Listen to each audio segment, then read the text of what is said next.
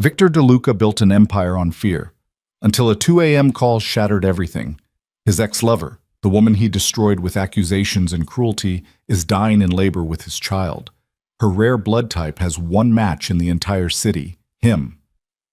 The man who once threw Elena Hart into the rain now faces an impossible choice.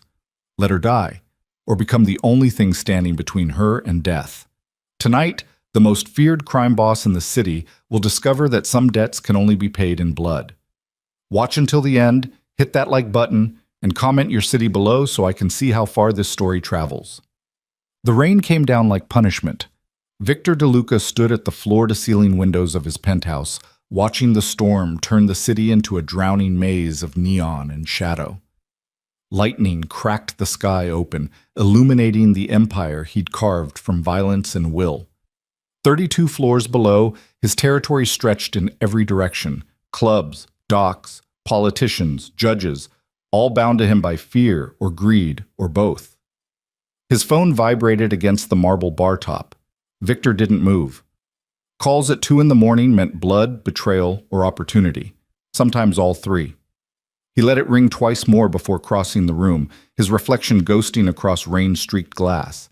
Broad shoulders in a tailored shirt, dark hair touched with silver at the temples, and eyes that had forgotten how to soften. Unknown number. He answered without speaking. Mr. DeLuca? The voice was female, young, trembling slightly.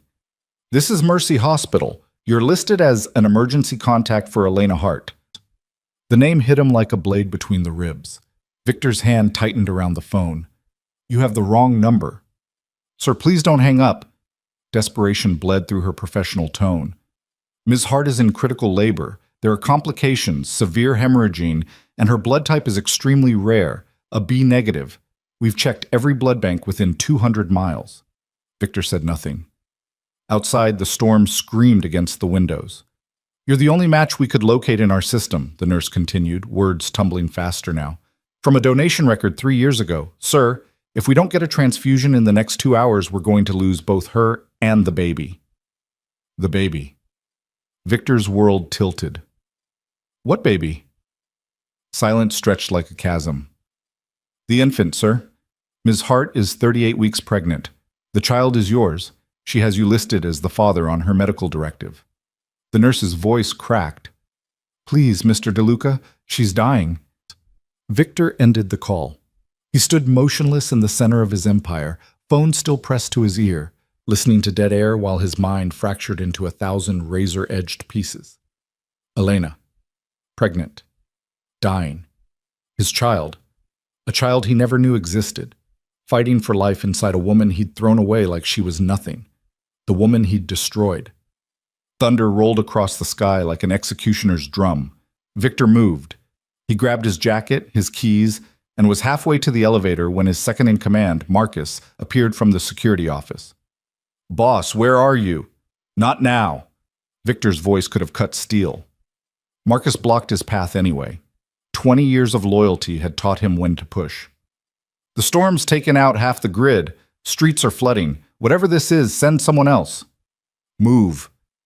Something in Victor's face made Marcus step aside. At least take Dimitri. Take someone. Victor was already in the elevator. Handle things until I get back. The doors closed on Marcus's troubled expression. The parking garage smelled like concrete and rain. Victor's Bentley waited in its reserved spot, black and sleek and utterly useless in a flooding city. He bypassed it for the Range Rover, higher clearance, four-wheel drive, built for exactly this kind of chaos. The engine roared to life. Victor peeled out of the garage and into hell. The storm had transformed familiar streets into combat zones. Water surged across intersections, carrying debris and trash and entire tree branches in churning currents. Traffic lights swung wildly on their cables, casting red and green shadows across abandoned cars. Victor drove like he fought, ruthlessly, without hesitation, using every gap and advantage. His mind wouldn't stop spinning. Elena Hart. Real name. Elena Castellano, before she'd changed it, before she'd erased every trace of the life they'd shared, before he'd given her every reason to disappear. She'd been a graduate student when they met. 24 years old, brilliant, studying art history at the university his family funded. Victor had been 31, newly in control of his father's organization, drowning in blood feuds and succession wars. Elena had been light in his darkness, hope in his brutality, the one pure thing in a world built on corruption. He'd loved her with an intensity that terrified him. And when his enemies whispered that she was betraying him, feeding information to the feds, setting him up for a fall, Victor had believed them. The memory crashed over him with the force of the storm. Elena in their apartment, rain streaming down the windows just like tonight, her eyes wide with shock and hurt as Victor threw documents across the table, bank records, phone logs, meeting times that his paranoia had twisted into evidence. "You're working with them," he'd said, voice cold enough to freeze blood. "Federal agents. You've been feeding them information about my operations." "Victor, no! I would never! Don't lie to me!" He'd grabbed her wrist, not hard enough to bruise, but hard enough to terrify. "I have proof." "Whatever you think you have, it's wrong." Tears streamed down her face. "I love you. I would never betray you." Love.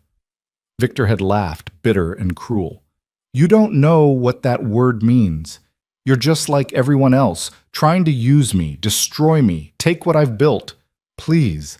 She'd reached for him, desperate. "Just listen. Get out." Victor had released her wrist like it burned. "Get out of my sight before I do something we'll both regret." "Victor, now!" She'd flinched, actually flinched, like he'd struck her. And then she'd grabbed her coat and run into the rain, and Victor had let her go, convinced he was protecting himself from betrayal. He'd been wrong. 2 weeks later, his security chief had discovered the truth. The evidence had been fabricated by a rival family trying to isolate Victor, to cut him off from anyone who might soften his ruthlessness. Elena had been innocent, completely, utterly innocent. By then, she'd vanished, changed her name, left the city, erased herself from his world. Victor had searched, of course he'd searched, but Elena had learned from the best how to disappear. He'd found nothing but dead ends and silence, and now she was dying, with his child. Victor slammed the accelerator down, hydroplaning through an intersection as the Range Rover's tires fought for purchase. Water sprayed 20 feet into the air. He didn't slow down. Mercy Hospital rose ahead like a beacon, 12 stories of concrete and glass with emergency lights glowing in the storm. The main entrance was chaos. Ambulances lined up 3 deep, paramedics shouting over the wind, patients on gurneys being rushed through automatic doors. Victor abandoned the Range Rover in a loading zone and ran. Inside, the hospital had descended into controlled panic. The lights flickered, backup generators struggling to compensate for the blackout. Nurses rushed past with equipment, doctors barked orders, and somewhere an alarm was screaming about a critical patient in distress. Victor grabbed the first nurse he saw. "Elena Hart. Where is she?" The young woman blinked at him, startled. "Sir, you can't just—" "Where is she?" "4th floor, labor and delivery, but—" Victor was already moving. He took the stairs 3 at a time, his heart hammering against his ribs in a way that had nothing to do with exertion. 4th floor, labor and delivery. The words repeated in his mind like a prayer he didn't believe in. The 4th floor was worse than the lobby. The main lights were out, replaced by emergency strips that cast everything in sickly yellow. Medical staff moved with urgent efficiency, their faces tight with stress. Victor emerged into a hallway lined with delivery rooms, each one marked with a number and a status light. "Sir!" A security guard stepped into his path. "This is a restricted area." Victor didn't slow down.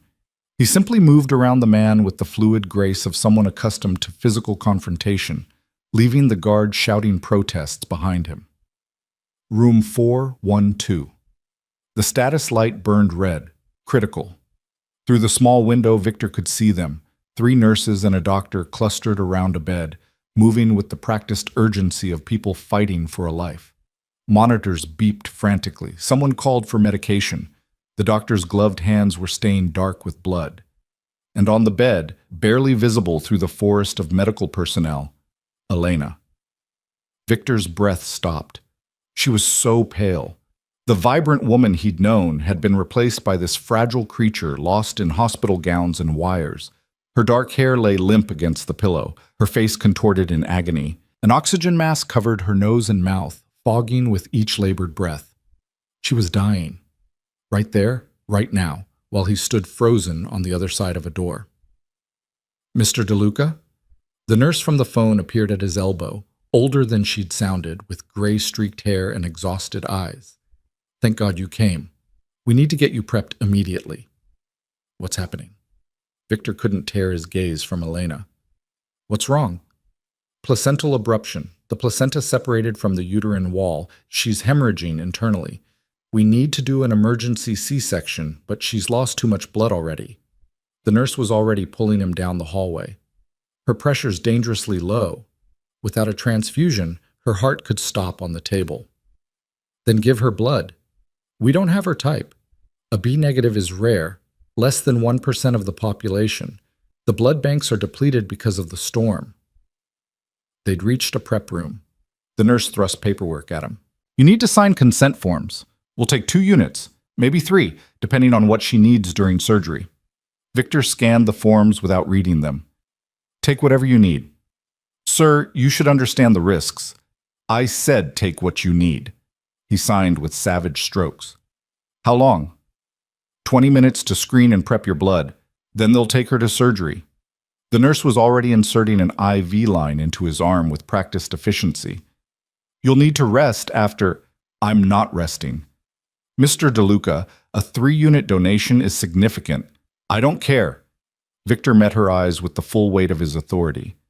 "You'll do what needs to be done, and I'll be fine. Focus on her." The nurse hesitated, then nodded. She'd seen enough in her career to recognize when arguing was pointless. The next 20 minutes crawled by like hours. Victor sat in the prep room while machines extracted his blood, filling bag after bag with the dark red fluid that might keep Elena alive. Through the door, he could hear the organized chaos of the hospital, alarms, announcements, the constant rush of footsteps. And once, clear as a knife, Elena's scream. It cut through walls and distance and 3 years of silence. Victor's hands clenched on the arms of the chair hard enough to make the metal creak. The nurse monitoring his donation looked at him with something like pity. "She's strong," the woman said quietly. "She's fighting." Victor said nothing. What was there to say? That he'd broken that strength 3 years ago? That he'd taken her fight and turned it against her until she had no choice but to run? The machines beeped. Another bag filled. "Mr. DeLuca?" A different voice. Victor looked up to find a surgeon in the doorway. Tall, gray-haired, with the kind of steady hands and calm eyes that came from decades in operating rooms. "I'm Dr. Sarah Chen. I'll be performing Miss Hart's C-section." Victor stood. The nurse protested, but he ignored her. "Is she going to make it?" Dr. Chen's pause told him everything. "I'm going to do everything in my power to save both her and the baby. But you need to understand she's in critical condition. The hemorrhaging is severe. Even with the transfusion, there's significant risk." "What kind of risk?" "Cardiac arrest, stroke, organ failure." The doctor's voice was gentle but unflinching. "The baby's in distress as well. Prolonged oxygen deprivation. We won't know the extent of any damage until after delivery." Victor felt the floor shift beneath him. "Tell me the odds." "I don't deal in odds, Mr. DeLuca. I deal in possibilities." Dr. Chen glanced at the blood bags. "What you're doing right now, that's possibility. That's a fighting chance. The rest is up to her." The lights flickered. Somewhere in the hospital, a generator coughed. Dr. Chen's expression tightened. "We need to move now, before we lose more power." She turned to the nurse. "Get those bags to the OR. I want her prepped in 5 minutes." Everything happened fast after that. Medical staff materialized from hallways and offices, moving with the coordinated precision of a pit crew. Victor was released from the donation chair, dizzy, lighter, but driven by something far stronger than blood loss. He followed the organized chaos to the surgical wing, watching through observation windows as Elena was wheeled into the OR. They'd stripped away everything but her humanity. No jewelry, no makeup, no pretense. Just a woman fighting for her life and her child's life with every labored breath. The medical team surrounded her like armor, checking monitors, adjusting IVs. preparing instruments that gleamed under the surgical lights. Victor's blood hung from a pole beside her bed. "Sir, you can't be in here." A nurse tried to guide him out. "Family only in the observation. I am family." Victor's voice was granite. "I'm the father." The nurse looked at him, really looked, taking in the expensive clothes, the commanding presence, the dangerous edge that clung to him like cologne. She made a decision. "Observation room is through there. You can watch from behind the glass." Victor had commanded rooms filled with killers. He'd stared down men twice his size without flinching. He'd built an empire on the principle that he feared nothing and no one. But walking into that observation room, looking down at Elena's unconscious form through surgical glass, that took more courage than anything he'd ever done. Dr. Chen was already at work, her team moving in synchronized silence. A nurse administered anesthesia. Another monitored vitals. The surgeon's hands moved with confident precision, making the first incision while Victor's blood flowed into Elena's veins through clear tubing.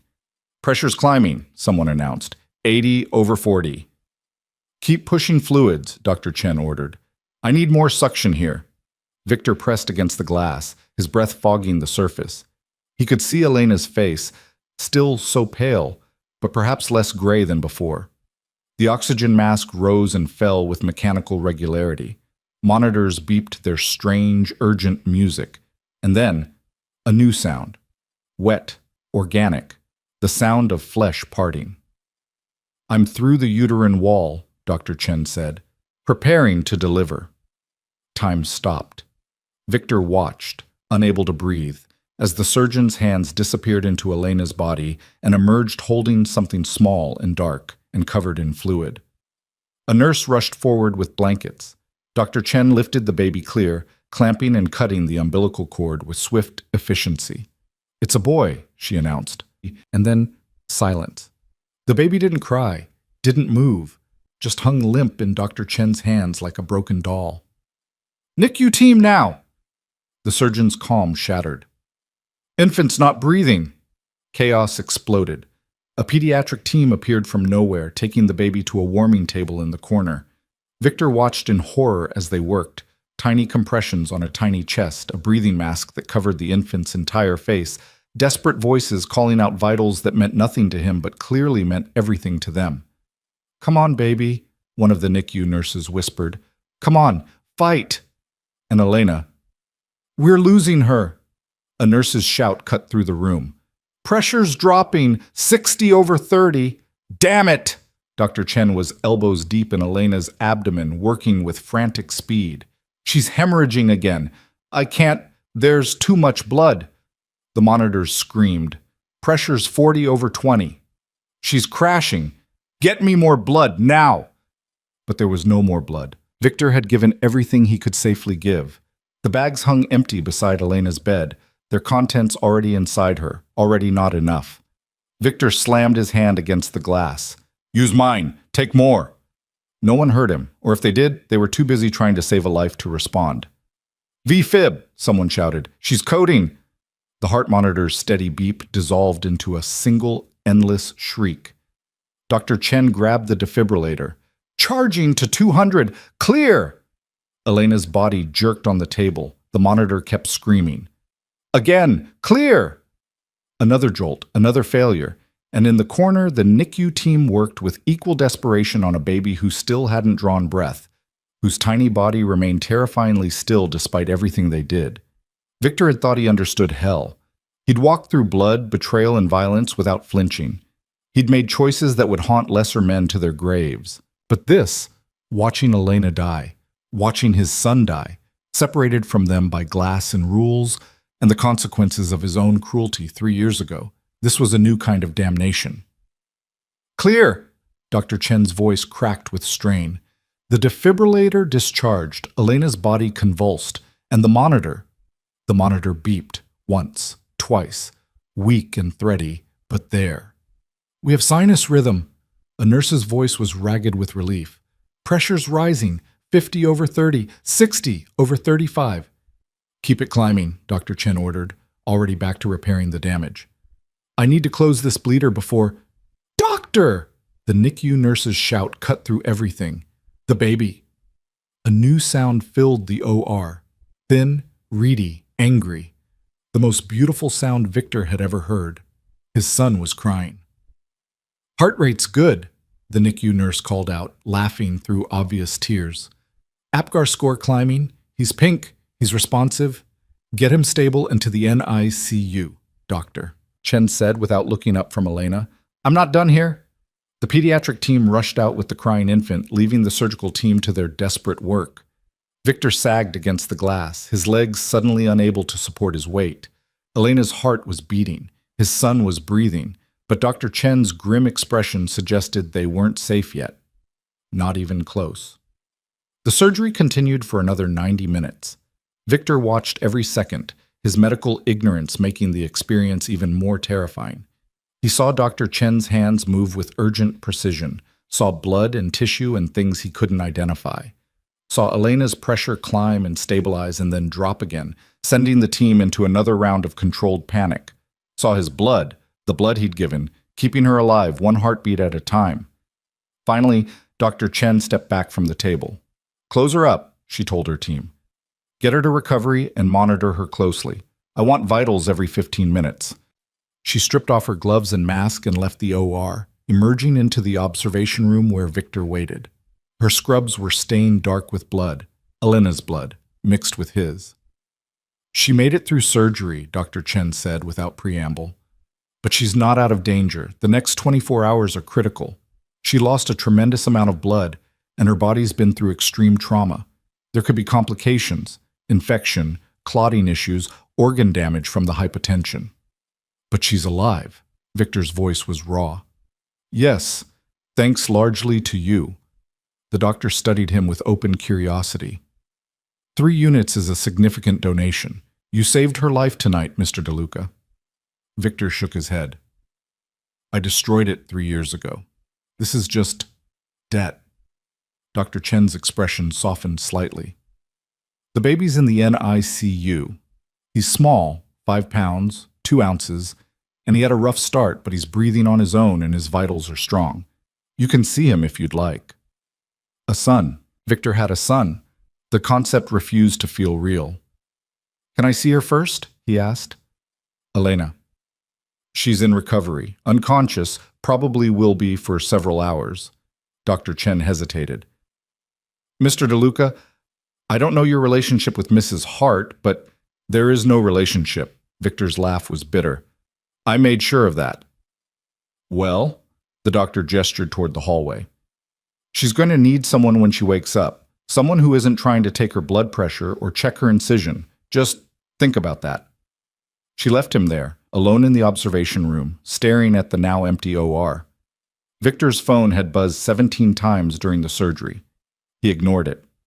Marcus and the Empire and everything else could wait. For the first time in 3 years, nothing mattered except this, except the woman in recovery and the child in the NICU, and the weight of everything he'd broken settling onto his shoulders like stones. The recovery room was quiet. Curtains divided the space into small cubicles, each one containing a patient and a forest of monitoring equipment. Elena was in the corner, as far from the nursing station as possible. Privacy, Victor realized. They'd given her privacy. He pulled aside the curtain and stopped breathing. She looked so small in the hospital bed. IVS ran into both arms. Monitors tracked her heart rate, her oxygen, her blood pressure. A drain tube snaked out from beneath the blankets, collecting fluids into a bag that Victor tried not to look at. Her face was still too pale, but there was color in her lips now, faint, but there. Victor pulled up a chair and sat beside her. He'd forgotten how beautiful she was. Time and distance had blurred his memories, turning Elena into an abstract concept, the woman he'd wronged, the ghost he couldn't escape. But here, real and breathing and fragile, she was devastatingly human. Her hand lay on top of the blanket, small and still. Victor reached for it, then stopped. He had no right. No right to touch her, to comfort himself with her warmth, to pretend the past 3 years hadn't happened. But he took her hand anyway. Her fingers were cold. Victor wrapped both his hands around hers, trying to transfer warmth, life, anything. Her pulse fluttered against his palm, weak but steady. "I'm sorry." he whispered. The words felt pathetic, inadequate. I'm so sorry, Elena, for everything. She didn't respond, didn't move. The monitors beeped their steady rhythm, measuring a life he'd almost lost tonight. You have a son, Victor continued, speaking to her unhearing ears because he needed to say it out loud, needed to make it real. He's small, but he's strong. He's fighting, just like you. Thunder rumbled outside, softer now. The storm was breaking. I know you hate me, Victor said. I know I don't deserve your forgiveness, but I need you to know. I was wrong. About everything. You never betrayed me. The evidence was fake, planted by enemies, and I was too paranoid and too damaged to see it. Elena's hand remained limp in his. I searched for you, Victor admitted. After I learned the truth, I looked everywhere, spent 2 years trying to find you. But you were too good at disappearing. You learned from me, didn't you? How to erase yourself, how to become someone new. A nurse appeared at the curtain. Sir, visiting hours. I'm staying. Victor didn't look up. The nurse started to argue, then saw something in his face that changed her mind. Try to let her rest, she said quietly, and withdrew. Victor sat in the quiet recovery room, holding Elena's hand while machines kept her alive, and somewhere in the NICU, his son, their son, fought his own battle. The night stretched toward dawn. The storm finally died, leaving the city washed clean and exhausted. In other rooms, other patients recovered from other emergencies. The hospital slowly returned to normal operations as backup generators stabilized and repair crews restored power to affected areas. But in that small curtain space, time seemed to stop. Victor DeLuca, crime boss, killer, architect of violence, sat holding the hand of the woman he'd destroyed, and for the first time in 3 years, let himself feel the full weight of what he'd done. Around 4 a.m, Elena stirred. It was barely movement, just her fingers twitching slightly against his palm, but Victor felt it like an earthquake. Elena? He leaned forward. Can you hear me? Her eyes moved beneath closed lids. Her lips parted slightly, trying to form words. Don't try to talk, Victor said quickly. You're in the hospital. You're safe. The baby's safe. Everything's... Her eyes opened. For a moment, she just stared at him, confused and disoriented. Then recognition crashed in like a tidal wave. Her eyes widened. Her hand jerked in his grip, not pulling away but tensing, preparing for flight or fight. What? Her voice was a ruined whisper. What are you doing here? Victor's carefully prepared speeches evaporated. They called me. Your blood type. They needed a donor, and I was the only match they could find. Elena's free hand moved to her stomach, finding it flat beneath the blankets. Panic flooded her face. The baby's fine, Victor said quickly. He's in the NICU. He's small, but he's breathing on his own. He's going to be okay. He? Tears spilled down her cheeks. I have a son. We have a son. The words felt strange in Victor's mouth. 5 pounds, 2 ounces. They say he's strong. Elena closed her eyes, and the tears came harder. Victor didn't know what to do, how to comfort her, whether he even had the right to try. So he just held her hand and let her cry, watching her shoulders shake with sobs that had to hurt her surgical incision. Finally, she looked at him again. The tears had stopped, replaced by something harder, something that cut more than any blade. Why are you still here? She asked. You gave blood. You did your duty. You can leave now. Elena, don't. Her voice was still weak, but the steel underneath was unmistakable. Don't say my name like you have the right. Don't sit there holding my hand like we're anything to each other. Victor released her hand.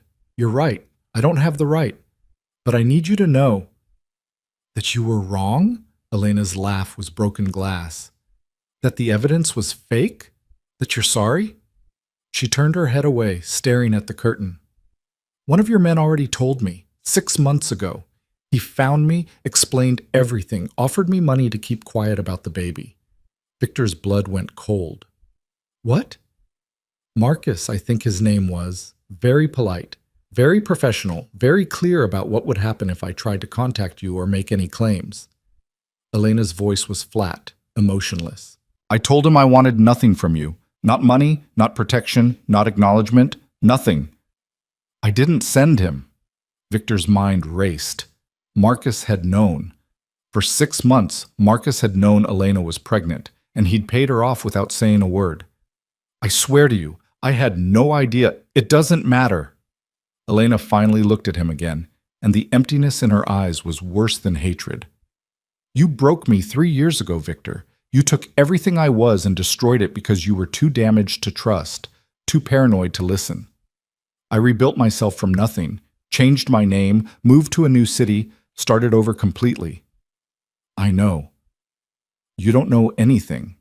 Her voice cracked. You don't know what it was like being thrown away like garbage, being called a liar and a traitor by the only person you'd ever loved. You don't know what it took to survive that. Victor felt each word like a physical blow. You're right. I don't know. But I want to. I want to understand. It doesn't matter what you want. Elena's hand moved to the call button. I want you to leave. Now. Elena, please. Get out! Her voice rose, and immediately the monitors started beeping frantically. Get out! Get out! Get out!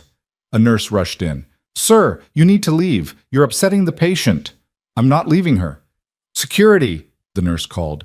I need security and recovery. Victor stood, hands raised in surrender. Elena had curled into herself, one hand pressed to her incision, the other clutching the blanket. She wouldn't look at him, wouldn't acknowledge his presence except to shake with barely controlled rage or pain or both. I'll go, Victor said quietly.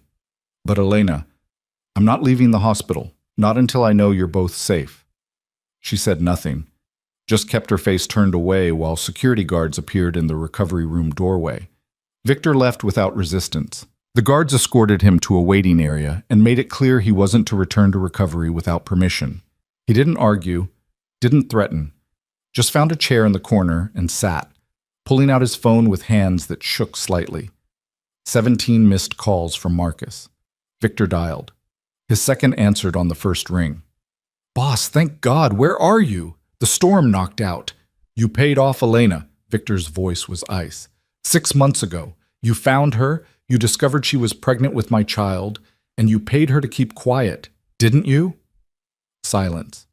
Then, Boss, I can explain. Can you? Victor asked softly. Can you explain why you kept this from me for half a year? Why you made decisions about my life, my child, without my knowledge or consent? I was protecting you, Marcus said.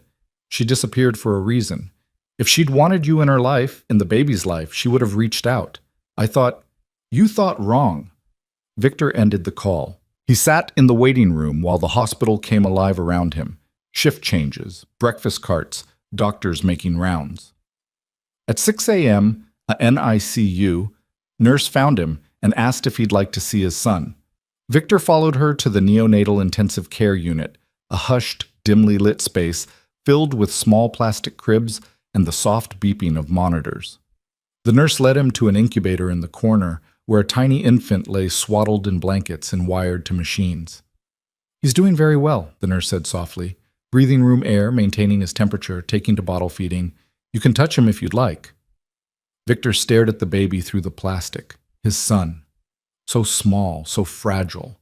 Dark hair like Elena's, visible even wet and matted, tiny hands curled into fists no bigger than walnuts. Does he have a name? The nurse asked. I don't know. Victor realized he knew nothing. Not if Elena had chosen a name, not what she'd planned, not anything about the life she'd built without him. She never told me she was pregnant. The nurse's expression softened with understanding. Would you like to hold him? Victor's first instinct was to refuse. He had no right, no experience, no idea how to hold something so small and breakable. But he nodded. The nurse opened the incubator and lifted the baby with practiced care, settling him into Victor's arms with quiet instructions about supporting the head, keeping him warm, being gentle. The infant weighed nothing, a handful of bones and warmth and potential. And then the baby opened his eyes. They were dark, unfocused, already trying to make sense of the world. The infant stared up at Victor with the kind of absolute trust that only the truly innocent possess. And something in Victor's chest cracked open. This was his son, his child, a life he'd helped create but had no part in protecting, nurturing, or knowing. A boy who would grow up without him unless Victor found a way to fix the unfixable. "Hey," Victor whispered, the word catching in his throat. "Hey, little one. I'm your father. I know that doesn't mean much right now, but..." The baby yawned, tiny and perfect, and nestled deeper into Victor's arms. "I'm gonna try," Victor continued, speaking promises he didn't know if he could keep. "I'm gonna try to be better than I was, better than what I did to your mother. I don't know if she'll let me anywhere near you, but I'm going to try." The baby's eyes drifted closed. His breathing evened out into the peaceful rhythm of sleep. Victor sat in the NICU for an hour, just holding his son, while around them other parents kept their own vigils over their own fragile miracles. Finally, the nurse indicated it was time to return the baby to the incubator. Victor surrendered his son with reluctance and returned to the waiting area. His phone buzzed. A text from the hospital. "Elena Hart has been moved to a private room, room 437.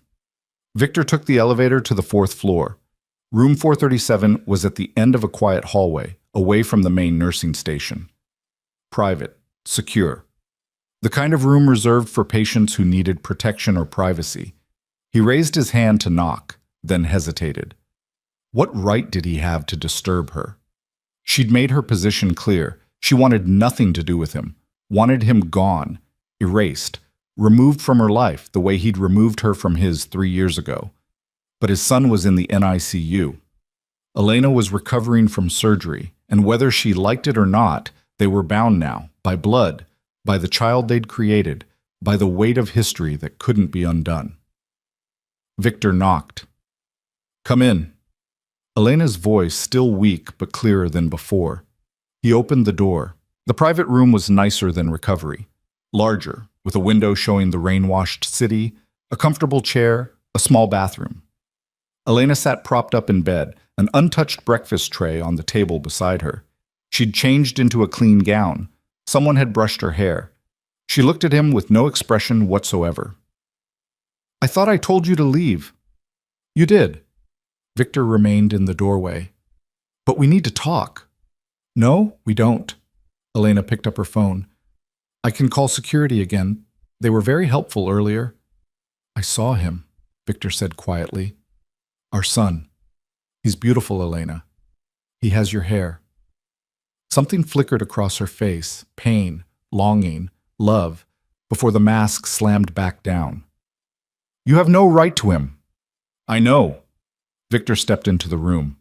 "I have no right to anything, but he exists, and he's ours, and that means we need to figure out how this works." "How what works?" Elena's laugh was sharp. "You think we're going to co-parent, play happy family? Victor, you don't even know his name." The accusation hit like a slap. "Then tell me." She stared at him for a long moment. Then, very quietly, "Alessandro, after my father." "Alessandro." Victor tested the name silently. "It's a good name." "He'll never carry yours," Elena said. "His last name is Hart, not DeLuca. I made sure of that." "I don't care about names." Victor moved closer to the bed. "I care about keeping you both safe." "We don't need your protection." "Yes, you do." Victor's voice hardened. "Do you think you can just exist in this city with my child and nobody will notice? That my enemies won't find out, won't use him against me?" Elena's face went pale. "Then we'll leave. Go somewhere else." "Where?" Victor challenged. "Where can you go that my reach doesn't extend? Where can you hide that the people who want to hurt me won't eventually find you?" "That's not my problem. It is now." Victor leaned against the wall, suddenly exhausted. The blood donation, the sleepless night, and the weight of everything he'd learned was catching up to him. "Like it or not, you're connected to me again. The hospital has my name on their records. People saw me here, saw me giving blood, saw me in the NICU. By tomorrow, every family in the city will know I have a son." Elena pressed her hand to her mouth, eyes wide with fear. "I'm not trying to scare you," Victor said more gently, "but you need to understand the reality. Alessandro isn't just your child anymore. He's my heir, my weakness, my vulnerability, and that makes him a target." "Because of you!" Elena's voice broke. "Because of your life, your choices, your violence." "Yes." Victor didn't flinch from the accusation. Because of me. Because of everything I am and everything I've built. But it doesn't change the fact that you both need protection. I don't want anything from you. This isn't about what you want. Victor's control finally cracked. This is about reality. This is about the fact that in 48 hours, every criminal organization on the East Coast will know I have a son, and they'll be calculating how to use that information against me. This is about keeping you and Alessandro alive. Silence fell between them, thick and tense. Outside, the sun was finally breaking through the storm clouds, casting weak light across the city. What do you want? Elena asked finally. Really? Victor met her eyes. A chance. That's all. A chance to prove I'm not the same man who destroyed you 3 years ago. A chance to protect my son. A chance to... He stopped. To what? To earn your forgiveness, Victor finished quietly. Even though I don't deserve it. Elena looked away, blinking back tears. I can't do this right now. I just had major surgery. My son is in the NICU. I haven't slept in... She checked the clock. 36 hours. I can't make decisions about the rest of our lives right now. Okay? Victor straightened. Then rest. Recover. Be with Alessandro. But Elena, let me help. Let me make sure you're both safe while you figure out what comes next. And if I say no, then I'll respect your decision, Victor said. But I'll still protect you from a distance. You might not want my help, but you're going to have it whether you like it or not. It wasn't a threat. It was a promise. And from the way Elena's expression shifted, she understood the difference. I need to think, she said finally. Take all the time you need. Victor moved toward the door. I'll be here, for as long as it takes. He left before she could respond, closing the door gently behind him. In the hallway, Victor leaned against the wall and allowed himself one moment of weakness. His hands were shaking, his head was spinning. The enormity of the past 12 hours was threatening to crush him. He had a son. The woman he'd loved and destroyed was alive. And he'd just committed himself to a course of action that would change everything. His empire, his enemies, his entire life. His phone buzzed. Marcus. Victor silenced it without looking. Then he walked back to the NICU, where Alessandro slept peacefully in his plastic crib, unaware of the storm he'd been born into, unaware of the father watching him through the glass with something that might have been hope. Outside, the city came alive with morning, car horns, sirens, the rhythms of life continuing as if the world hadn't shifted on its axis. But in Mercy Hospital, in the space between a recovery room and a NICU, the future hung suspended, waiting. The morning sun felt like an accusation. Victor stood at the NICU observation window, watching nurses tend to Alessandro through the glass. 48 hours had passed since the storm, since the desperate race through flooded streets, since he'd rolled up his sleeve and turned his blood into a lifeline. 48 hours, and the world had already started to shift beneath his feet. His phone had been ringing constantly. Marcus, Dimitri, the lawyers, business associates who'd heard rumors and wanted confirmation. Victor had ignored them all, maintaining his vigil between Elena's room and the NICU, like a ghost haunting the spaces he'd destroyed. Elena hadn't asked him to leave again, but she hadn't asked him to stay either. The NICU nurse, Janet, he'd learned her name, approached with a knowing smile. He's doing wonderfully, Mr. DeLuca. Gaining weight, temperature stable. Dr. Morrison says if he continues like this, we might be able to move him out of intensive care by tomorrow. That's good, Victor said, though the words felt inadequate. Everything felt inadequate lately. His mother was here earlier, Janet continued, adjusting Alessandro's blanket through the incubator ports. Around 5 this morning, she sat with him for 2 hours. Victor's chest tightened. How is she? Recovering well, physically. The incisions healing nicely. No signs of infection. Janet paused meaningfully. Emotionally is harder to gauge. Victor said nothing. What was there to say? That he'd broken Elena so thoroughly 3 years ago that even now, with their son fighting for stability in a plastic box, she could barely stand to be in the same room with him? She loves him fiercely, Janet said softly. I can see it in how she touches him, talks to him. That baby is everything to her. I know. Victor watched Alessandro's tiny chest rise and fall. That's what scares me. Janet gave him a curious look but didn't press. She'd been a NICU nurse for 23 years. She'd seen every variation of family drama play out in this unit. Whatever was happening between Victor and Elena, it wasn't her place to judge. You should talk to her, Janet said instead. Really talk, not through nurses or brief hallway encounters. Sit down and figure out what comes next. She doesn't want to talk to me. Maybe not, but she will, eventually, for his sake. Janet nodded toward Alessandro. That little boy is going to need both his parents, Mr. DeLuca. Whatever happened between you two, whatever damage was done, you're going to have to find a way past it. Victor knew she was right, but knowing and doing were separated by a chasm of guilt and regret 3 years wide. His phone buzzed again. This time, the caller ID made him answer. Talk, he said curtly. Boss, we have a problem. Dimitri's voice was tight with tension. Castellano's crew knows. About the baby. About Elena. Ice flooded Victor's veins. Castellano, one of the rival families, small but vicious, always looking for leverage. How? Hospital records. They have someone on staff, probably in billing or admin. They accessed Elena's file, saw your name listed as emergency contact and father. Dimitri paused. It gets worse. They've been asking questions. Where she lives, where she works, whether she has family in the city. Victor's free hand clenched into a fist. Put surveillance on her apartment. 24-hour detail. No one gets close. Already done. But boss, her place isn't secure. Garden-level apartment, single entrance, minimal security. If they want to send a message, then we move her. Victor's mind raced through options. The penthouse has security, multiple exits, armed guards in the lobby.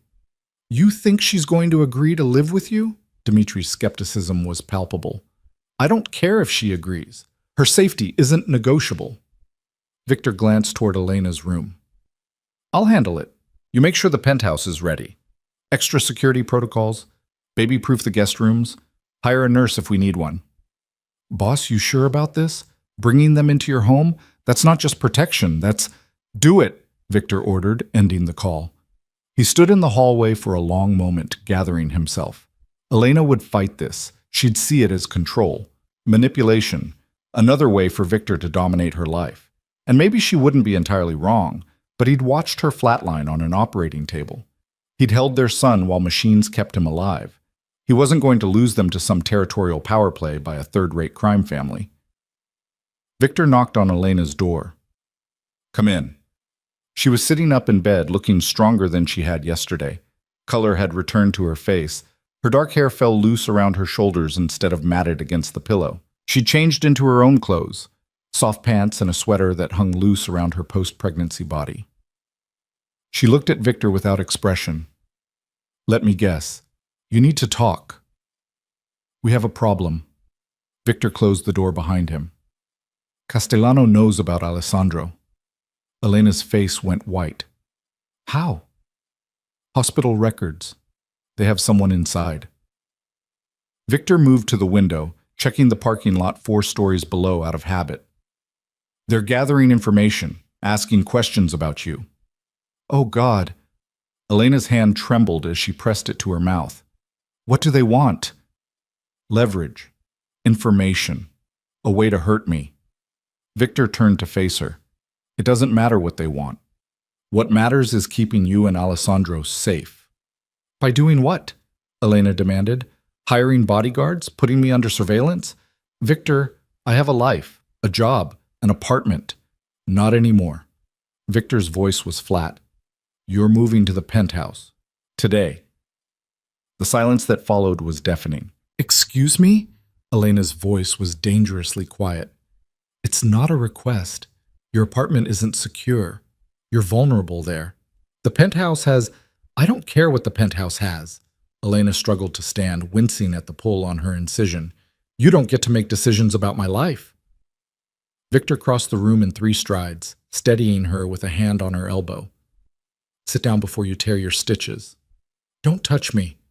But she let him guide her back to the bed, breathing hard from the brief exertion. This isn't about control, Victor said, releasing her immediately. This is about reality. Castellano's crew are animals. They don't follow codes or rules. If they decide to use you to get to me, then that's your fault. Elena's eyes blazed. Your enemies, your violence, your world. I didn't ask for any of this. No, you didn't. Victor's voice softened. But you have it anyway. Alessandro has it. And I can either protect you from a distance and hope it's enough, or I can bring you somewhere I know is secure. You mean somewhere you can watch me, control me, keep me locked away like... Elena stopped, but the comparison hung between them. Like a possession, like property, like family, Victor finished quietly. The penthouse has separate quarters. You'd have your own space, your own privacy, but you'd also have armed security, monitored access, and the knowledge that no one can get to you or Alessandro without going through me first. Elena looked away, jaw tight. For how long? Until the threat is neutralized. Which could be never. She laughed bitterly. There will always be another threat, another enemy, another family looking for leverage. You're asking me to give up my entire life and live in a cage. I'm asking you to let me keep you alive. Victor crouched beside the bed, bringing himself to her eye level. Elena, please, I know you hate me. I know you want nothing to do with me. But don't let your anger at me put Alessandro at risk. That hit home. Elena's expression crumbled slightly, maternal fear breaking through the armor of rage. That's not fair. Nothing about this is fair. Victor held her gaze. But it's the situation we're in. And I need to know, can you put aside what happened between us long enough to let me protect our son? Their eyes met. For a moment, Victor saw past the anger to the woman underneath, exhausted, scared, overwhelmed by circumstances spiraling beyond her control. She was 27 years old, recovering from major surgery, with a newborn in the NICU and a past she'd tried desperately to escape catching up to her. She looked so tired. If I agree to this, Elena said slowly, there are conditions. Name them. Separate quarters, like you said. You don't come into my space without permission. No surprise visits, no monitoring, no controlling when I can leave or who I can see. Victor nodded. Agreed. I want my own security team. People I trust, not just your men. I'll have backgrounds checked, but yes. And the moment this threat is over, the moment Castellano backs off, we revisit this arrangement. I'm not committing to living with you indefinitely. Fair enough, Victor stood. Anything else? Elena hesitated. I want to see Alessandro whenever I want, even if it means you have to arrange transport to the hospital or wherever. I don't care about the inconvenience. Elena, Victor's voice was gentle. You're his mother. You'll never have to ask permission or negotiate access to your son. Never. Something in her expression shifted, surprise maybe, or the faint stirring of trust. Okay, she said quietly. Okay, I'll try this. For Alessandro. Thank you. The words felt inadequate, but Victor meant them completely. When? Elena asked. The discharge doctor said you can leave tomorrow if your incision looks good and your blood counts are stable. Alessandro might need another day or two, but we can arrange transport so you can be with him. Elena nodded slowly, processing. I need to get things from my apartment, clothes, documents. Give me a list. I'll send people. I want to go myself. No. Victor's tone left no room for argument. Castellano's crew might be watching your place. You're not going near it until we're sure it's clear. Elena opened her mouth to argue, then closed it again. She was too smart not to see the logic, even if she hated it. Fine. I'll make a list. I'll have everything brought to the penthouse before you arrive. Victor moved toward the door. Try to rest. You're still recovering. Victor? He turned back. Elena was looking at him with an expression he couldn't quite read. Why are you doing this? Really? You could just hire security for me. Keep us at a distance. Why bring us into your home? Because I can't breathe when I'm not sure you're safe, Victor thought. Because the idea of you and Alessandro vulnerable while I sit in my protected tower makes me physically ill. Because I destroyed you once, and I'll burn the world down before I let anyone else hurt you. But what he said was, because Alessandro is my son, and you're his mother. That makes you both my responsibility." It wasn't the whole truth, but it was all the truth Elena was ready to hear. Victor left her room and immediately called Dmitri back. "Status on the penthouse? Ready by tonight. I've got 3 guest suites prepared. Took your suggestion and set up the east wing for her. Most privacy, separate entrance if she wants it, nursery adjacent to the main bedroom." Dmitri paused. "Boss, you sure about this? Having them in your space, that's a big change." "I'm aware." Victor headed for the elevator. "What about Castellano?" "Our guys are putting pressure on their operations, disrupting supply lines, freezing their accounts, making life difficult. But Castellano's stubborn. He might not back down easily." "Then we escalate."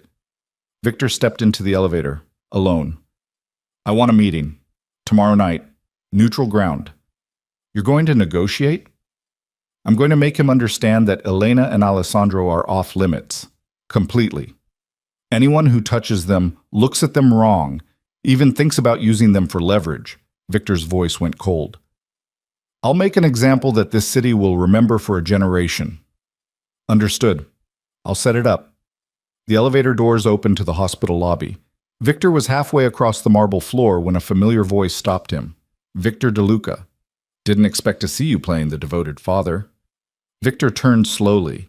Marcus stood near the entrance, expensive suit immaculate despite the early hour. His second-in-command looked tired, dark circles under his eyes, tension in his shoulders. "We need to talk," Marcus said. "We have nothing to discuss." Victor started walking again. Marcus fell into step beside him. "I know you're angry about Elena, about me handling it without telling you, but boss, I was trying to protect you." Victor stopped so abruptly that Marcus nearly walked into him. "Protect me? By paying off the mother of my child and keeping her existence secret for 6 months?" "She didn't want to be found." Marcus's voice rose, drawing looks from nearby visitors. He lowered it immediately. "Victor, she made it clear she wanted nothing to do with you. She'd built a new life. I thought you knew better than me what I needed." Victor's voice was deadly quiet. "You made a decision that wasn't yours to make." "I've been making those kinds of decisions for you for 20 years, Marcus said with unexpected heat. "Every time you were too blinded by emotion or rage or paranoia to see clearly, every time your judgment was compromised, I stepped in and did what needed to be done." This was different. "Why? Because it's about her?" Marcus shook his head. "You destroyed that woman 3 years ago, Victor. Tore her apart with your suspicions and your cruelty. I watched it happen. And when she finally escaped, when she built something away from your darkness, yes, I made a choice. I chose to let her have peace." Victor's hands clenched at his sides. "That wasn't your choice." "Then whose was it?" Marcus challenged. "Yours? You would have dragged her back into this life, into danger and violence, because you couldn't stand that she got away, because you couldn't stand that she didn't need you anymore." "I have a son." Each word was bitten off. "A son I knew nothing about because you decided I didn't deserve to know." "A son who was safer with you ignorant of his existence," Marcus countered. "Do you think Castellano would be circling if they didn't know about the baby? Do you think every enemy you've made would be calculating how to use him if you'd never claimed him publicly?" The truth of it hit like a punch. Marcus was right. Alessandro had been safer in obscurity, just another child in the city, protected by anonymity. Victor's involvement had painted a target on his son's back, but that didn't change the fundamental betrayal. "I trusted you," Victor said quietly. "For 2 decades, I trusted you with everything, my life, my business, my secrets. And you lied to me." Marcus's expression tightened. "I did what I thought was right. That's not your call to make anymore." Victor met his eyes. "You're done. Effective immediately. Pack your office, transfer your responsibilities to Dmitri. I want you gone by tonight." The color drained from Marcus's face. "Victor, don't do this. Don't throw away 20 years over what? Over you deciding you knew better than me about my own life? Over you paying off Elena like she was a problem to solve instead of—" Victor stopped himself. "It's done, Marcus. We're done." He walked away before Marcus could respond, pushing through the hospital doors into morning sunlight that felt too bright, too cheerful for the conversation that had just occurred. His phone buzzed. A text from Janet in the NICU. Alessandro's moving to intermediate care. Elena's here if you want to see them. Victor changed direction, heading back into the hospital. The NICU was on the 3rd floor. He took the stairs, needing the physical exertion to burn off the adrenaline from confronting Marcus. The intermediate care nursery was less intense than the NICU. Fewer machines, more natural light, cribs instead of incubators. Alessandro had been moved to a corner spot, where Elena sat in a rocking chair beside him, her hand through the crib bars touching his tiny foot. She looked up when Victor entered, and something in her expression made him stop. "They're moving him," she said softly. "Janet says maybe 2 more days and we can take him home." Home. The word hung between them, undefined and weighted with implications. Victor approached slowly, giving Elena space to object. She didn't. He stood on the other side of Alessandro's crib, looking down at his son. The baby had grown in just 2 days. Not much, but visibly. His color was better. His breathing steady and strong. "He looks like you," Elena said unexpectedly. Victor glanced at her in surprise. "I thought you said he had your hair." "He does, but the shape of his face, his chin, that's all DeLuca." A faint smile ghosted across her lips. "My mother would say he has your stubborn mouth." The mention of Elena's mother, dead now, 5 years gone, created an ache in Victor's chest. Maria Castellano had liked him once, before everything fell apart, had welcomed him into her home, fed him, told him stories about Elena's childhood. Another thing he'd destroyed. "I'm sorry," Victor said quietly. "About your mother. I should have been there for the funeral." "You didn't know she died." Elena's voice was neutral. "I didn't tell anyone, just handled it myself." "You shouldn't have had to handle it alone." "I handled a lot of things alone." Elena pulled her hand back from Alessandro's crib. "You learn to when there's no one else." The accusation was gentle but unmistakable. Victor absorbed it without defense. "The penthouse is ready," he said instead, "whenever you're discharged. The East Wing has been prepared for you. 3 rooms, private bathroom, separate entrance if you want it. Dimitri set up a nursery adjacent to your bedroom."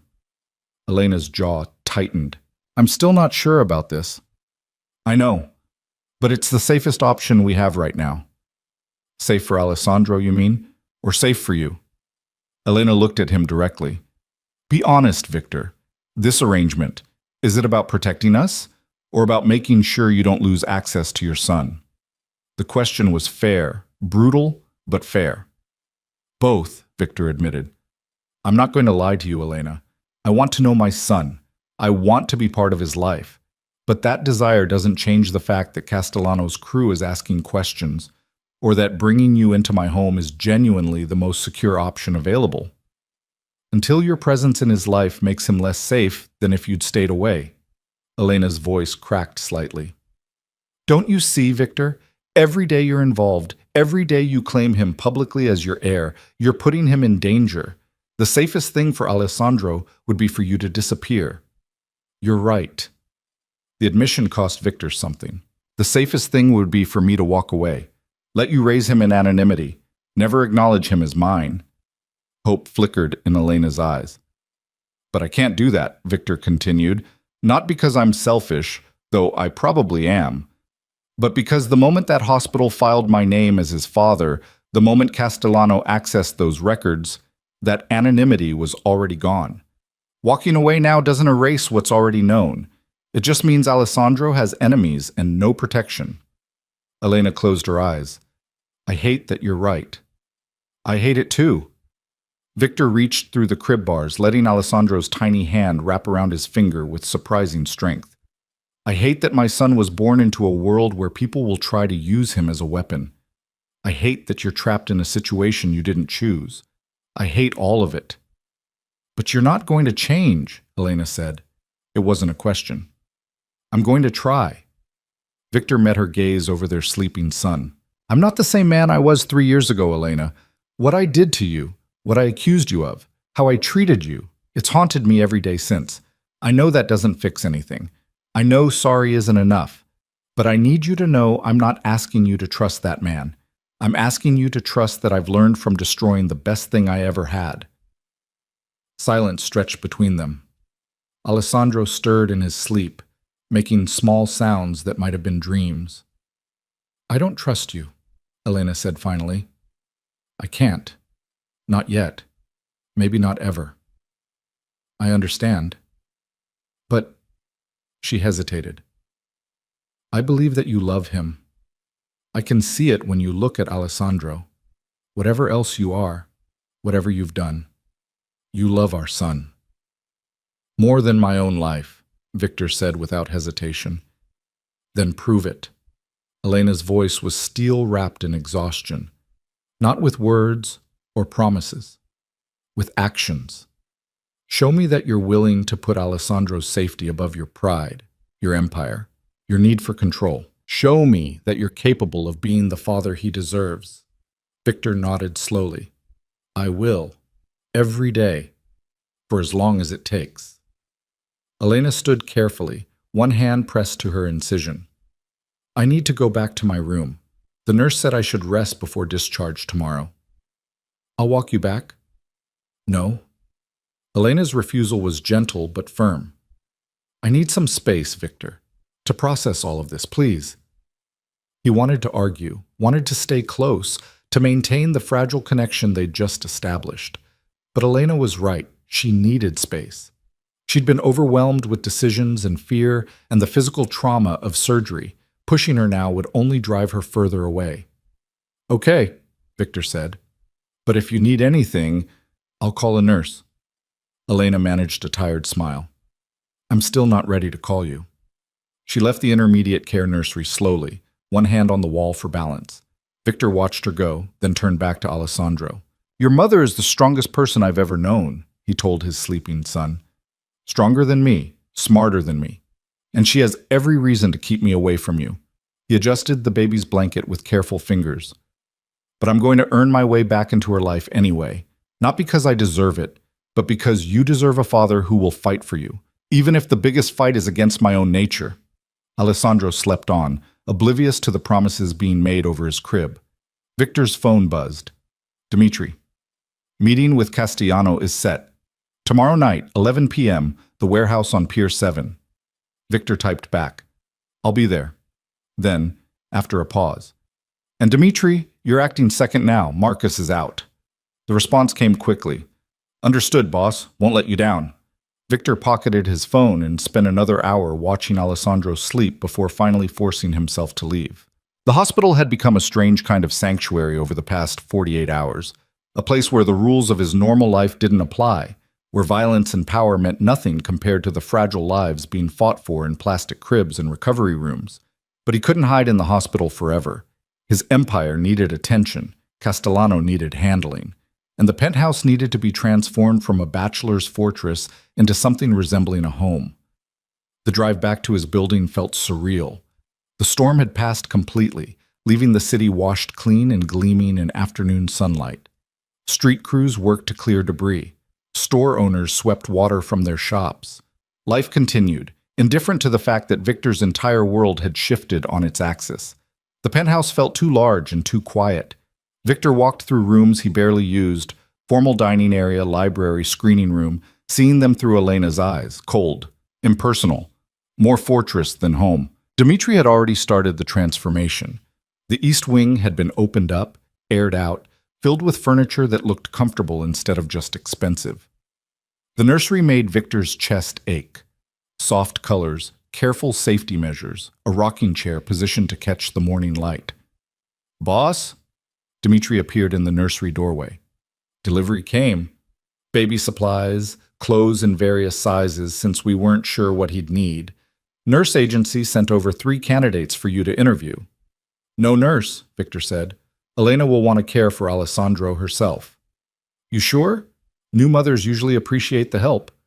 "She's not a usual mother. She's a woman who's been forced into an impossible situation. The last thing she needs is me hiring staff to take care of her child." Dimitri nodded slowly. "Okay, what about security protocols?" "Tight, but invisible. I don't want her to feel like she's in a prison." Victor moved to the window, looking out over the city. Post guards on the ground floor and at the private elevator, but keep them low profile. Install cameras in common areas only, nothing in her quarters. And make sure everyone on staff understands that Elena is not to be questioned, followed, or reported on. She has complete freedom of movement within the building. And outside the building? Accompanied by security until the Castellano situation is resolved. But that's non-negotiable for safety reasons, not control. Dmitri made notes on his tablet.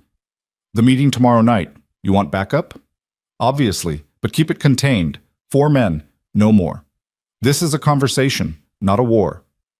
Victor turned from the window. What's Castellano's current status? Feeling the pressure. We've disrupted 3 shipments, frozen 2 offshore accounts, and convinced 4 of his distributors to find new suppliers.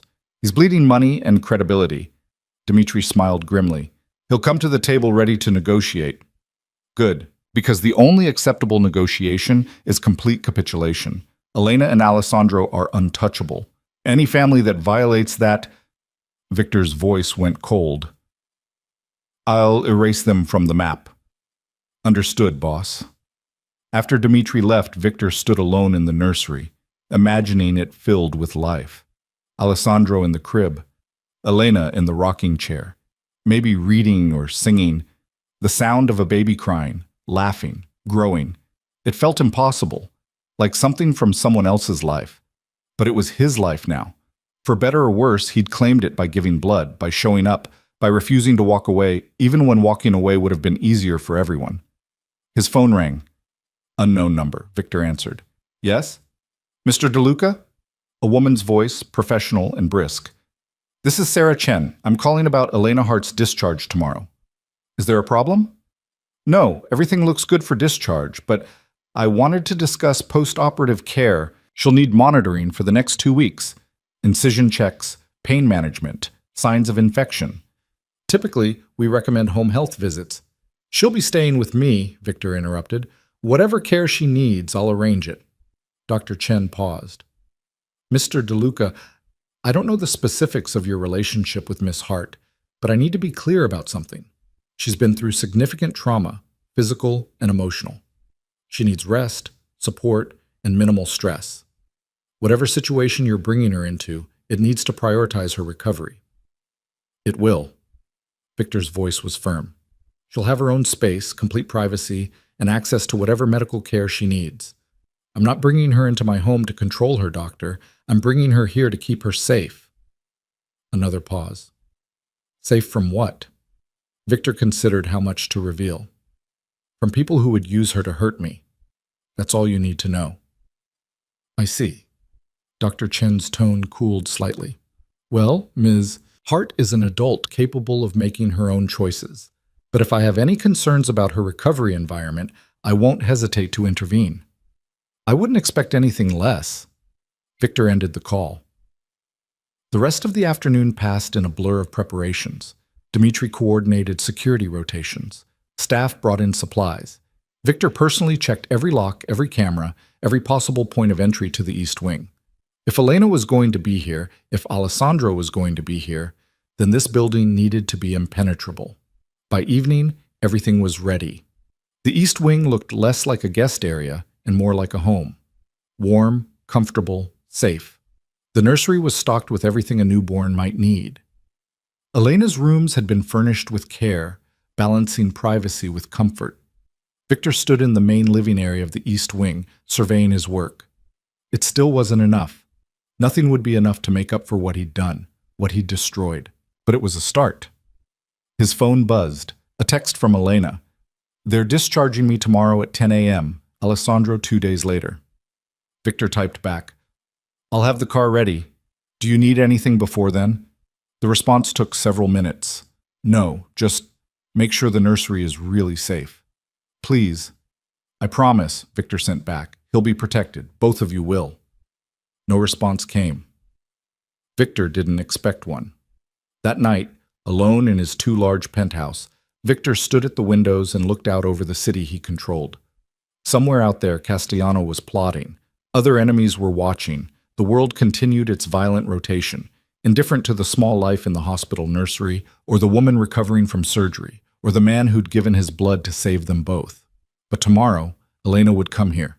In 2 days, Alessandro would follow. And Victor would have a chance, perhaps his only chance, to prove that he'd learned from his mistakes, that he was capable of being more than the cruel, paranoid man who'd destroyed the woman he loved. He had to succeed. Failure wasn't an option, because this time, it wasn't just Elena's heart at stake. It was their son's future. And Victor would tear apart anyone, including himself, who threatened that. The car arrived at exactly 10 in the morning as promised. Victor watched from the penthouse security feed as the black SUV pulled up to Mercy Hospital's main entrance. Dimitri at the wheel and 2 additional guards in tactical positions. Overkill for a simple hospital pickup, maybe. But nothing about this situation was simple anymore. His phone buzzed with Dimitri's text. In position, waiting for her.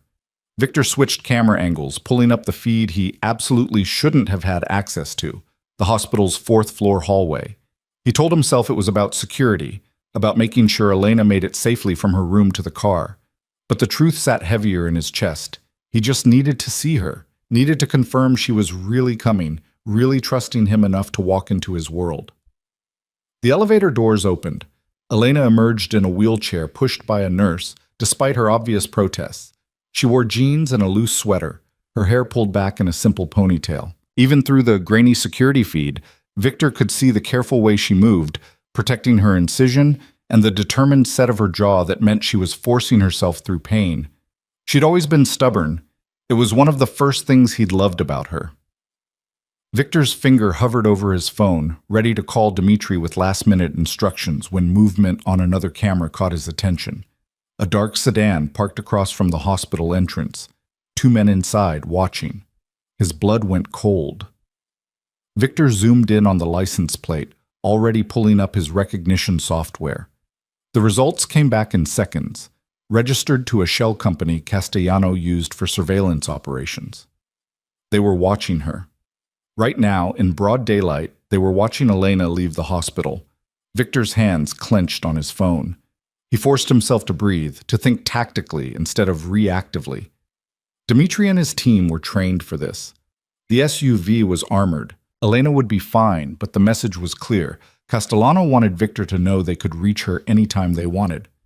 Victor made a call. "Boss?" Dimitri answered immediately. "Dark sedan, 11 o'clock from your position, 2 men inside, Castellano's surveillance." Victor kept his voice level. "Don't engage, just get her home safe. I'll handle them." "Copy that."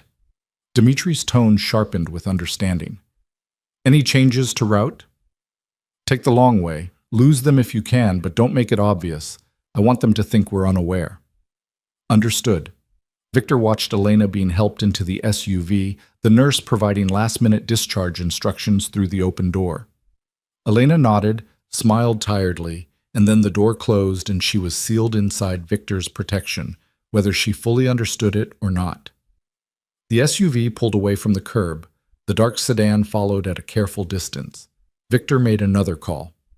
"I need a team on a dark blue sedan, license plate." He rattled off the numbers. "Follow them back to wherever they're staging. I want locations, personnel count, and surveillance setups. Don't spook them. Just gather intelligence." "On it, boss." Victor switched back to the traffic cameras, tracking the SUV's progress through the city. Dimitri was good. He varied speed, changed lanes unpredictably, took turns that seemed random, but slowly widened the gap between them and their tail.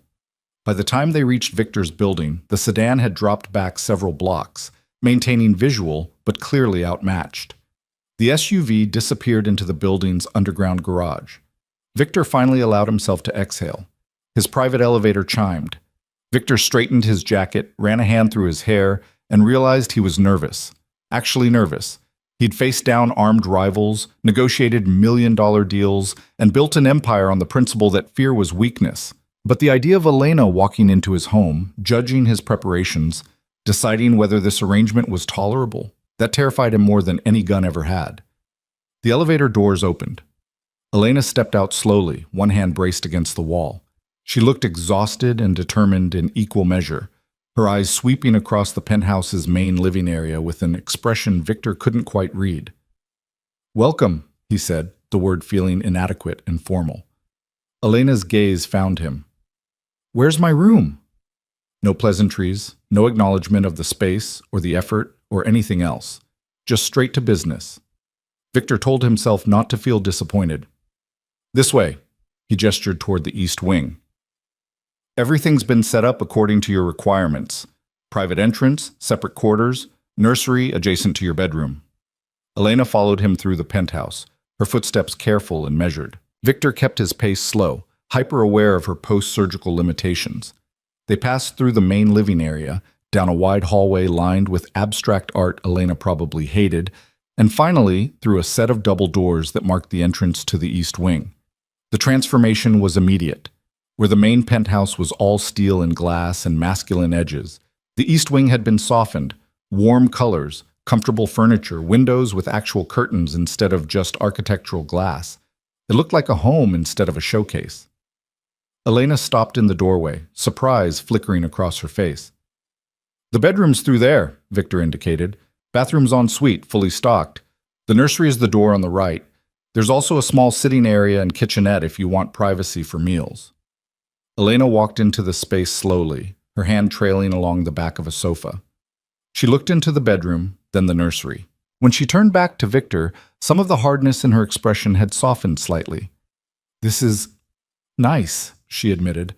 I expected something more. Clinical, controlling, Victor supplied. I know what you expected from me, Elena. I'm trying to be better than that. She studied him for a long moment. We'll see. Fair enough.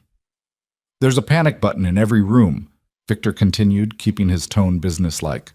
Press it, and security responds immediately. The private entrance code is set to whatever you want. You can program it from the panel by the door. Staff won't enter your space without permission, and I've made it clear that you're not to be questioned or monitored. But you'll know when I come and go, Elena said. It wasn't a question. The building has security cameras in common areas for everyone's safety, but no, I won't be tracking your movements or demanding schedules. Victor met her eyes. You're not a prisoner, Elena. You're a guest who I'm trying to keep safe. A guest who can't leave without armed escorts. Until Castellano backs down. Yes, Victor's voice hardened. They were watching the hospital this morning. A surveillance team followed you here. Elena's face went pale. What? Dmitri lost them, and I've got people tracking them back to their staging area. But Elena, this is real. They're not just asking questions anymore. They're actively monitoring you. Elena sank onto the sofa, one hand pressed to her abdomen. Oh God. Victor wanted to go to her, to offer comfort, but he forced himself to maintain distance. You're safe here. This building has security that makes Fort Knox look casual. No one gets in without clearance, and even if they somehow did, they'd have to go through 12 floors of armed guards to reach you. But Alessandro, Elena's voice cracked. He's still at the hospital. He's vulnerable. He has round-the-clock security. 2 guards outside the NICU at all times, plus hospital security has been briefed. No one gets near him without proper ID and authorization. Victor pulled out his phone, showing her the security feeds. Look, that's the NICU entrance.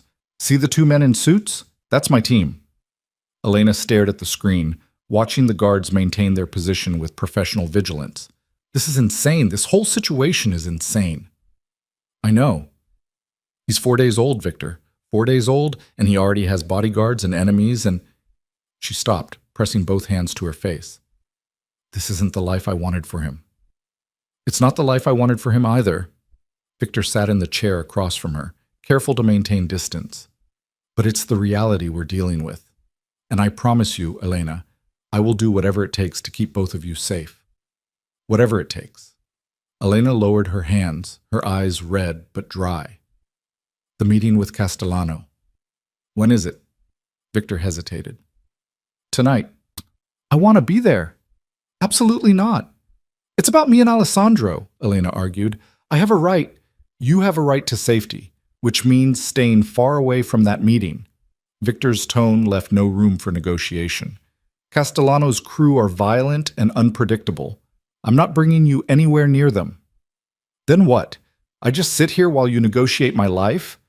Elena's voice rose, then she winced, hand going to her incision.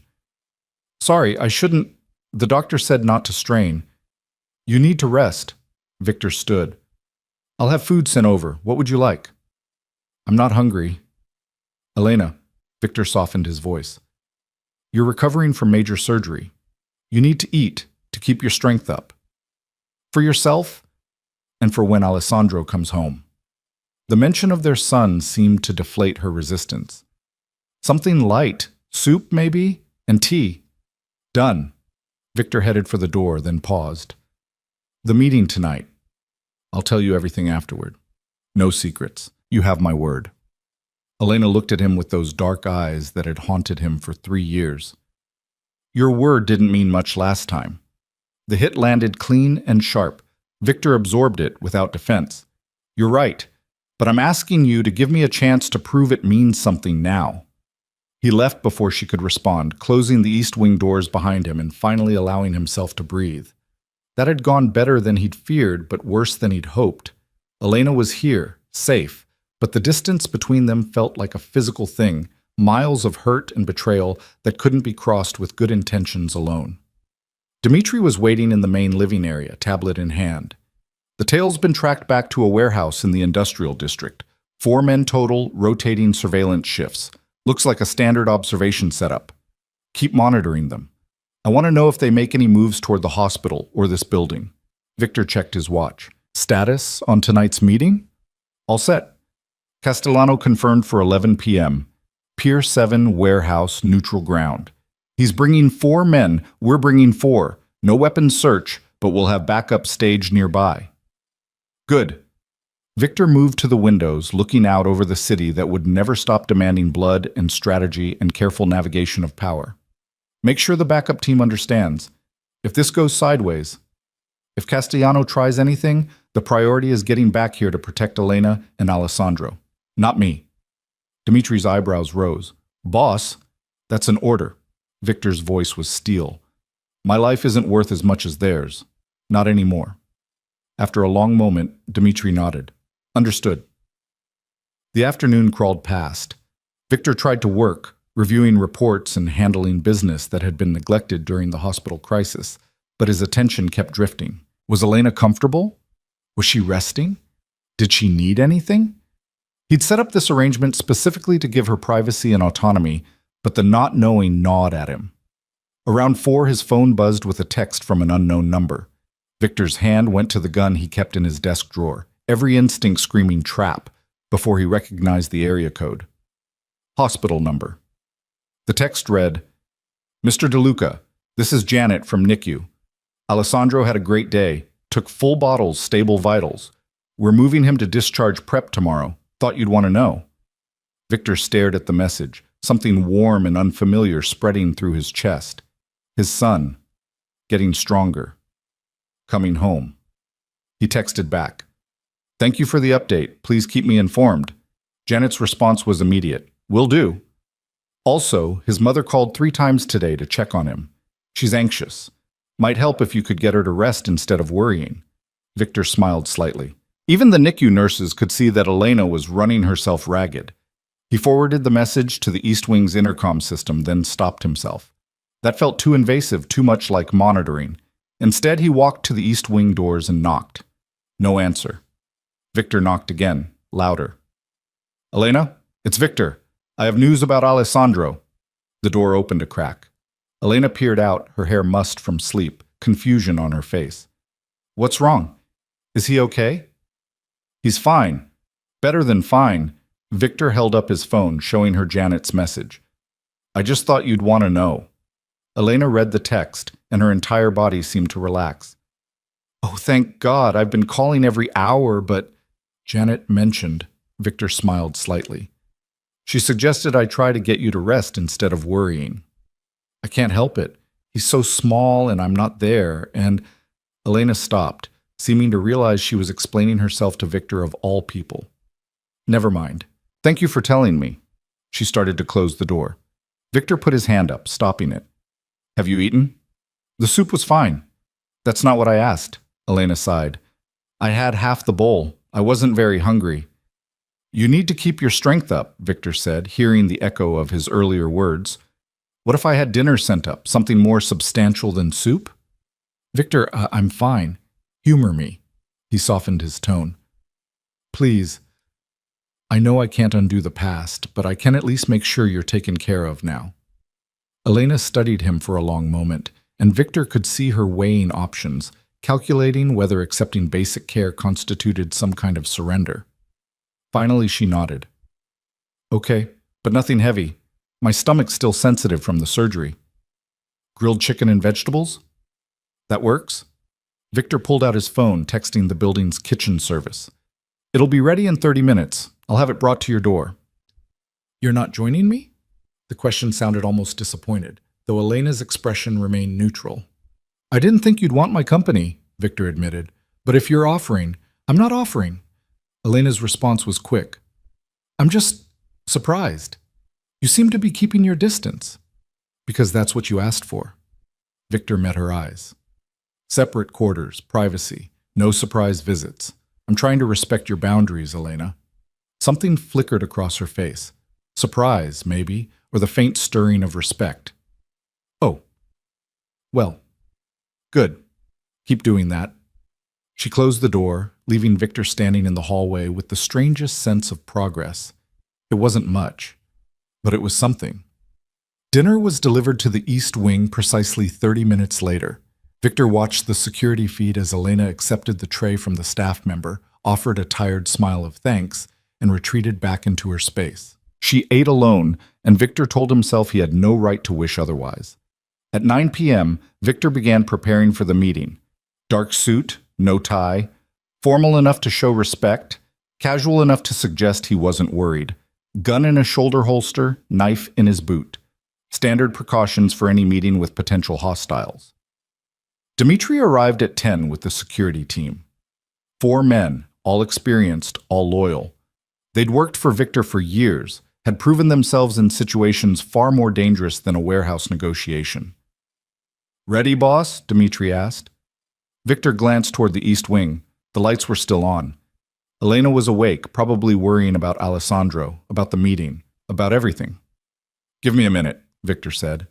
He walked to the East Wing doors and knocked. This time, Elena answered immediately, as if she'd been waiting. You're leaving, she said. Not a question. Yes, I'll be back in a few hours. Victor paused. I wanted you to know the security here is tripled tonight. Extra guards, extra protocols, you're completely safe. I'm not worried about me.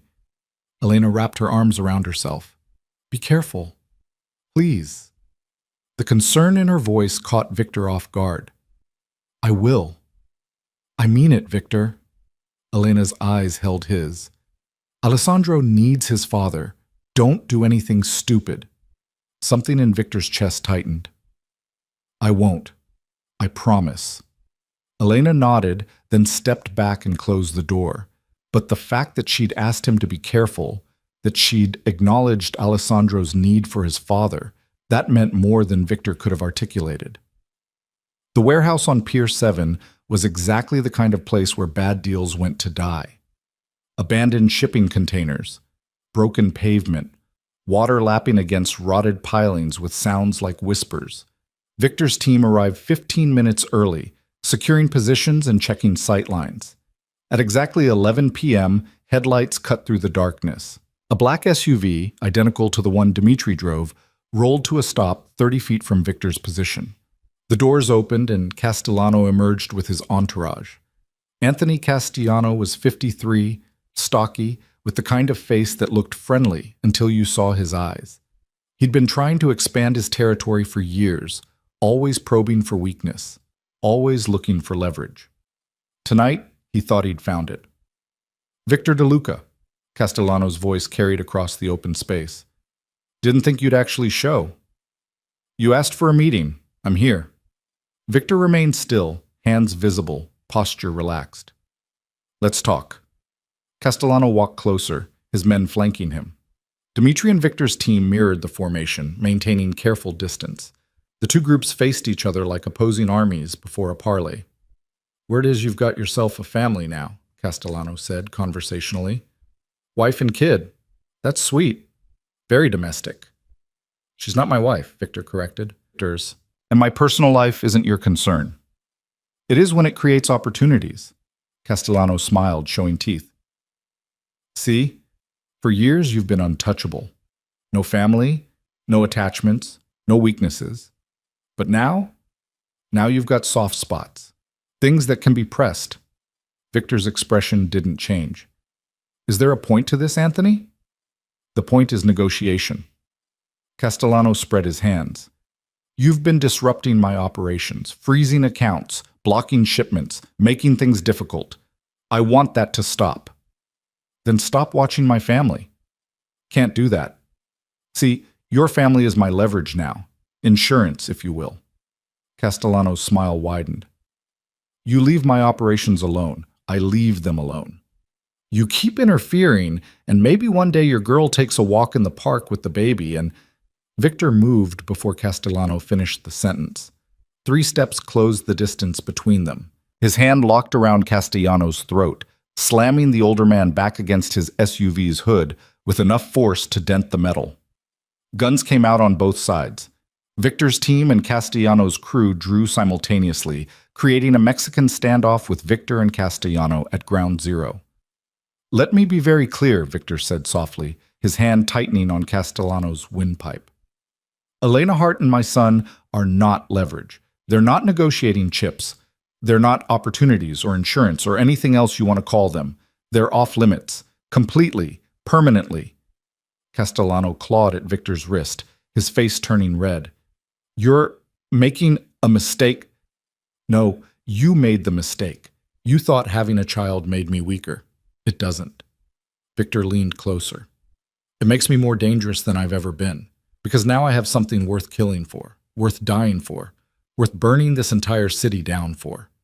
He released Castellano, who collapsed against the SUV, gasping. Here's what's going to happen, Victor continued, his voice carrying to both teams. You're going to pull all surveillance on Elena. You're going to forget you ever heard my son's name. You're going to stay so far away from them that if I even hear a rumor of your people in the same zip code, I will erase your organization from existence. Castellano coughed, one hand massaging his throat. You can't. I have protection, alliances. I don't care. Victor's voice was ice. Test me on this, Anthony. Please. Give me an excuse to show this city what happens to anyone who threatens my family. The silence that followed was absolute. Even the water seemed to stop lapping against the pilings. Finally, Castellano straightened, his pride clearly stinging. And my operations? You going to keep disrupting them? That depends entirely on you. Victor stepped back, giving Castellano space. Stay away from Elena and Alessandro, and we can coexist. I have no interest in your territory or your business, but threaten what's mine again, even indirectly. He let the sentence hang. Castellano's jaw worked, fury and calculation warring on his face. He was being backed into a corner, forced to choose between pride and survival. Victor had seen this moment 100 times with 100 different rivals. The smart ones chose survival. After what felt like an eternity, Castellano nodded tersely. Fine. Your family's off limits. You have my word. Your word isn't worth much, Victor said bluntly. So here's additional motivation. I've compiled files on every aspect of your operation, suppliers, distributors, money routes, the works. If anything happens to Elena or Alessandro, if they so much as get a threatening phone call, those files go to every federal agency and rival family in the region. Your empire won't just fall. It'll be carved up and distributed before your body's cold. Castellano's face went white. You're bluffing. Victor pulled a tablet from Dimitri's hands and brought up a document. He showed it to Castellano, just long enough for the man to see his own operation laid bare in meticulous detail. Do I look like I'm bluffing? Victor asked quietly. Castellano stared at the tablet, at the evidence of just how thoroughly Victor had infiltrated his organization. When he looked up, the fight had drained from his eyes. We're done here, Castellano said to his men. He turned back to Victor. Your family's safe from me. But DeLuca, this doesn't mean we're friends. I don't need friends, Victor replied. I need people who understand consequences. Castellano and his team retreated to their SUV. The engine roared to life and they disappeared into the night, leaving Victor's team alone on the pier. Dimitri was the first to lower his weapon. Boss, that was necessary. Victor's hands were shaking slightly from adrenaline, but his voice remained steady. Make sure those files are distributed to our secure locations. If anything happens to me, they go public automatically. Already done, boss. Dmitri holstered his gun. You think he'll honor the agreement? He'll honor it as long as he thinks the consequences outweigh the benefits. Victor headed back to his SUV. And as long as he believes I'm crazy enough to burn everything down to protect them. Are you? Dmitri asked. That crazy? Victor paused at the vehicle door, looking back at the warehouse, at the city beyond, at everything he'd built with blood and calculation and ruthless ambition. Yes, he said simply. I absolutely am. The drive back to the penthouse was quiet. Victor's team maintained professional silence, understanding that their boss needed space to process. By the time they arrived, it was past 1 a.m. The building's lobby was quiet, just night security at their posts. Victor took the private elevator up, exhaustion finally catching up to him. The meeting had gone as well as could be expected. Castellano had backed down, agreed to terms, understood the stakes. But Victor knew better than to assume the threat was completely neutralized. Men like Castellano didn't forget humiliation easily. The penthouse was dark when he entered. Victor moved quietly through the main living area, not wanting to disturb Elena if she'd managed to sleep. But as he passed the east wing, he noticed light under the door. She was awake. Victor hesitated, then knocked softly. The door opened immediately. Elena stood there in pajamas, her hair down, concern written across her face. You're back. Are you hurt? I'm fine. Victor was surprised by her obvious worry. Everything went according to plan. Which means what exactly? Elena wrapped a blanket around her shoulders. Did you threaten him? Hurt him? Make some kind of deal? All of the above. Victor saw no point in lying. Castellanos agreed to leave you and Alessandro alone, permanently. Relief flooded Elena's face. Really? It's over? For now. I can't promise another threat won't emerge, but this particular one is handled. Victor paused. Can I come in? I'll tell you everything, but I'd rather not do it in the hallway. Elena considered, then stepped aside. Victor entered the east wing, struck again by how different it felt from the rest of the penthouse. Warmer, more lived in, even after just one day. They sat in the small living area, Elena curled into the corner of the sofa, Victor in the armchair across from her. He told her everything, the surveillance tale, the warehouse meeting, his threat to Castellano, the files he'd compiled as insurance. Elena listened without interrupting, her expression shifting from fear to surprise to something that might have been reluctant admiration. You threatened to destroy his entire organization, she said when he finished. For us. Yes. That's insane, Victor. You made an enemy for life. I made an enemy understand boundaries. Victor met her eyes. And yes, it's insane. But I meant what I said at that warehouse.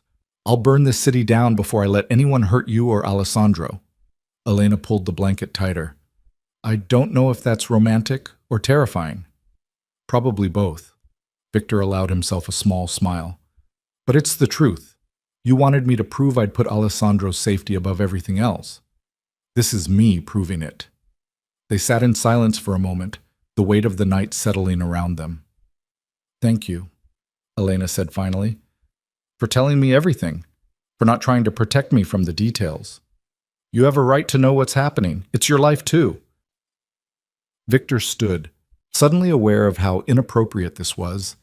Him in her private space at 1 a.m, both of them exhausted, the air between them charged with something he didn't want to name. I should let you rest, he said. Victor? Elena's voice stopped him at the door.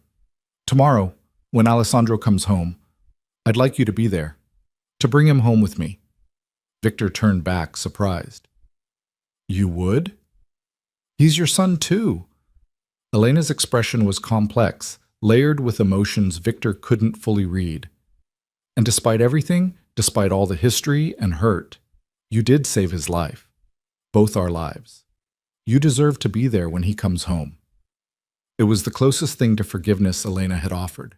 Victor felt something crack open in his chest. I'll be there, he promised. Whatever time you want. Morning, early. I want him home as soon as possible. Then we'll go first thing. Victor paused. Elena, don't, she interrupted gently. Don't say anything profound or make promises about the future. Let's just take this one day at a time, okay? Victor nodded. One day at a time. He left the East Wing and returned to his own bedroom, but sleep was impossible. Tomorrow, Alessandro would come home. Tomorrow, his son would be under this roof, filling these sterile spaces with life. Tomorrow, everything would change again. And for the first time in 3 years, Victor felt something dangerously close to hope. Victor was awake before dawn, watching the city emerge from darkness through his bedroom windows. He'd managed maybe 2 hours of sleep, his mind too restless with anticipation and residual adrenaline from the Castellano meeting. Today, Alessandro came home. Today, his son would cross the threshold into this carefully constructed fortress and transform it into something Victor had never allowed it to be, a family home. The thought terrified him more than any business negotiation ever had. At 6 a.m., his phone buzzed with a text from Elena. "Are you awake?" Victor responded immediately. "Yes. Do you need something?" "Can't sleep. Too anxious about bringing him home. Is that normal?" Victor smiled slightly, typing back, "I think it's very normal. I'm anxious too." There was a pause, then, "You are? I thought you'd be used to high-pressure situations." "Not like this," Victor admitted. "This matters more than anything I've ever done." Another pause, longer this time. Then Elena's response, "Meet me in the kitchen? I need coffee, and I don't want to drink alone." Victor stared at the message, surprised by the invitation. Elena had been so careful about maintaining distance, about keeping their interactions formal and necessary. This felt different, personal. "I'll be right there," he sent back. He found her in the penthouse's main kitchen, wearing the same pajamas from last night with a cardigan thrown over them. Her hair was pulled into a messy bun, and without makeup she looked younger, more vulnerable. She was attempting to operate the complicated espresso machine with obvious frustration. "Here," Victor said, moving to help. "Let me." Elena stepped aside gratefully. "I forgot how absurdly complex rich people make their coffee." "It's not that complex once you know the settings." Victor pulled 2 cups from the cabinet. "How do you take it?" "Strong, with a little cream." Elena leaned against the counter, watching him work. "I used to drink it black, but pregnancy changed my taste for everything. Now even water tastes weird sometimes." Victor prepared 2 cappuccinos with the kind of precision he applied to everything, the familiar ritual calming his nerves. He handed Elena her cup and watched her take the first sip. "Oh," she said, surprise evident. "This is actually perfect. How did you—" "I remember." Victor didn't elaborate. He remembered everything about Elena. How she took her coffee, her favorite foods, the way she hummed when she was concentrating, the sound of her laugh before he destroyed her ability to find joy. He'd spent 3 years trying to forget and failed completely. Elena cupped her hands around the warm mug, not quite meeting his eyes. "We should probably talk about logistics, for when Alessandro comes home." "Of course." Victor gestured toward the breakfast bar. They sat on adjacent stools, a careful distance maintained between them.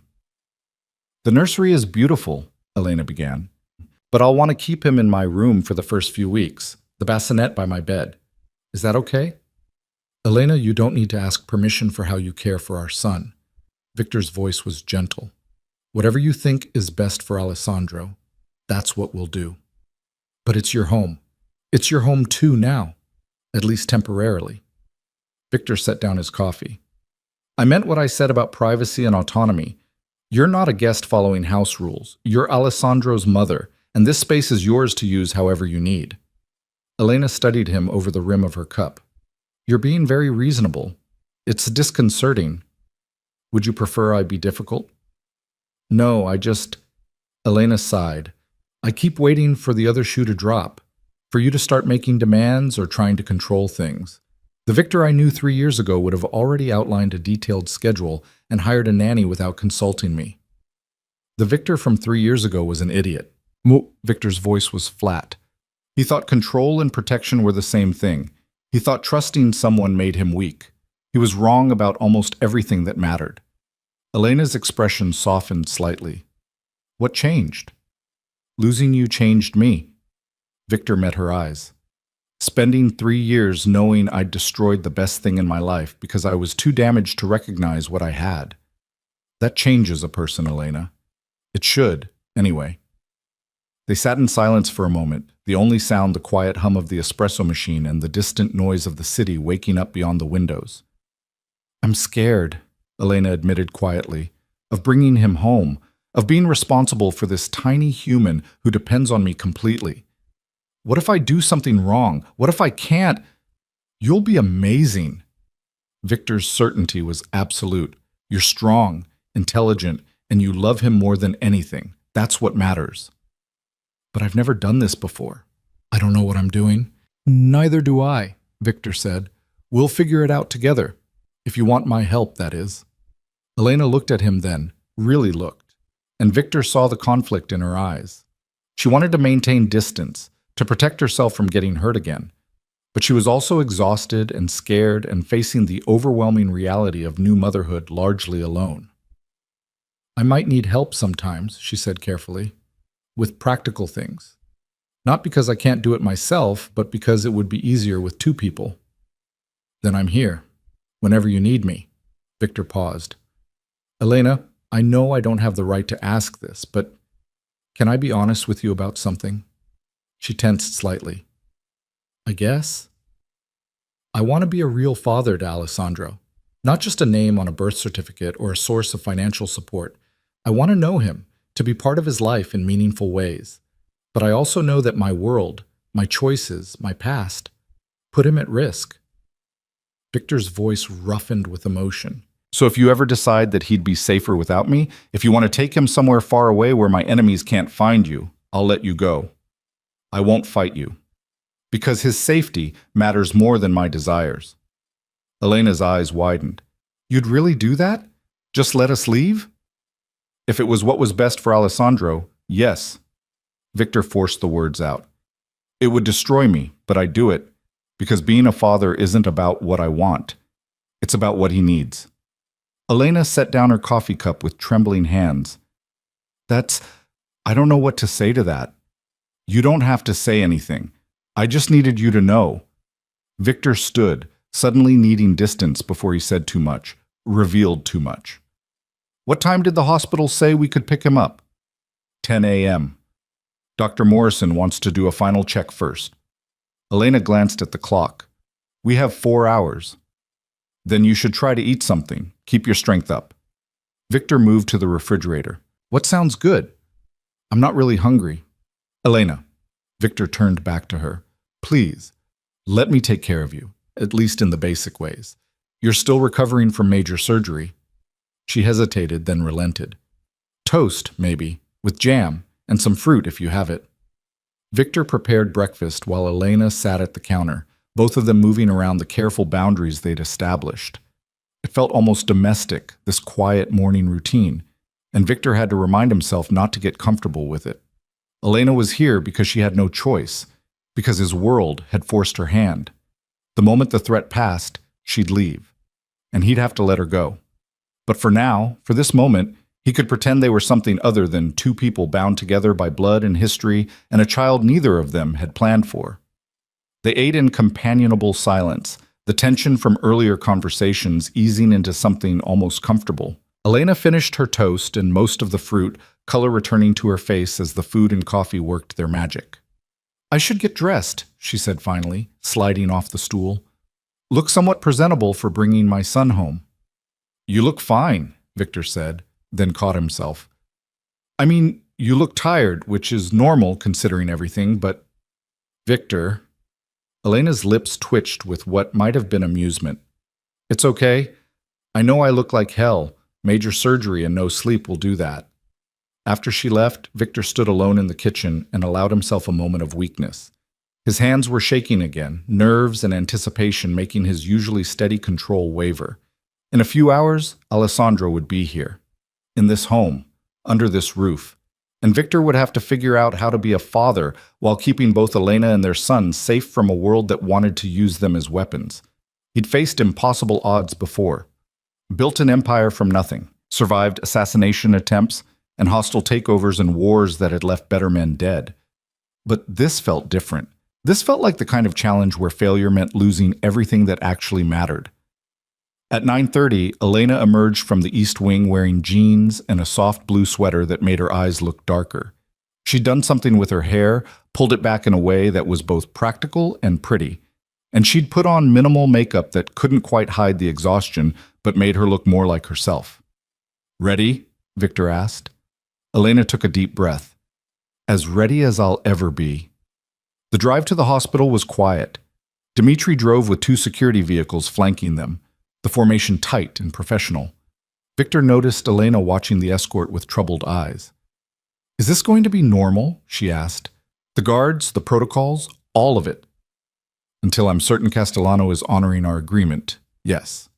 Victor kept his voice gentle. "After that we can scale back, but Elena, even then, Alessandro will always need some level of protection. He's my son, my heir. That makes him valuable to people who would use him against me." "I hate this," Elena said quietly. "I hate that he was born into a world where he needs bodyguards before he even comes home from the hospital." "I know, I hate it too." Victor wanted to reach for her hand to offer physical comfort, but he kept his hands to himself. "If I could change it, but you can't. This is who you are, what you are." Elena turned to look at him. "The question is whether who you are is compatible with being the father Alessandro needs." "I'm going to try to be." Victor met her challenging gaze. "I know I'll make mistakes. I know there will be times when my world conflicts with his needs. But Elena, I swear to you, I will always choose him first. Always." Elena's expression was unreadable. "We'll see." Mercy Hospital's NICU was different today. Janet greeted them at the entrance with a warm smile and a clipboard full of discharge paperwork. "Your boy's all ready to go home," she said, handing the clipboard to Elena. "Just need signatures on these forms, and Dr. Morrison wants to talk to you both about care instructions." Elena's hands shook slightly as she signed the papers. Victor wanted to steady them, to absorb some of her anxiety, but he stayed back and let her handle it.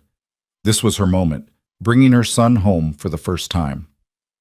Dr. Morrison appeared with Alessandro in her arms, the baby wrapped in a blue blanket and wearing a tiny knit cap. Victor's breath caught. His son looked so small against the doctor's frame, so impossibly fragile. "He's been a perfect patient," Dr. Morrison said, settling Alessandro into Elena's arms. "Eating well, maintaining temperature, all his vitals stable. You've got a strong little fighter here." Elena cradled Alessandro against her chest, tears streaming down her face. "Hi, baby," she whispered. "Hi, sweet boy. Mama's taking you home now." Victor stood frozen, watching mother and son together for the first time outside the clinical environment of the hospital. Elena looked complete in a way she hadn't before, like some essential part of her had been missing until this moment. "Mr. DeLuca," Dr. Morrison pulled him aside while Elena cooed over Alessandro. "A word?" They stepped into the hallway. The doctor's expression was serious.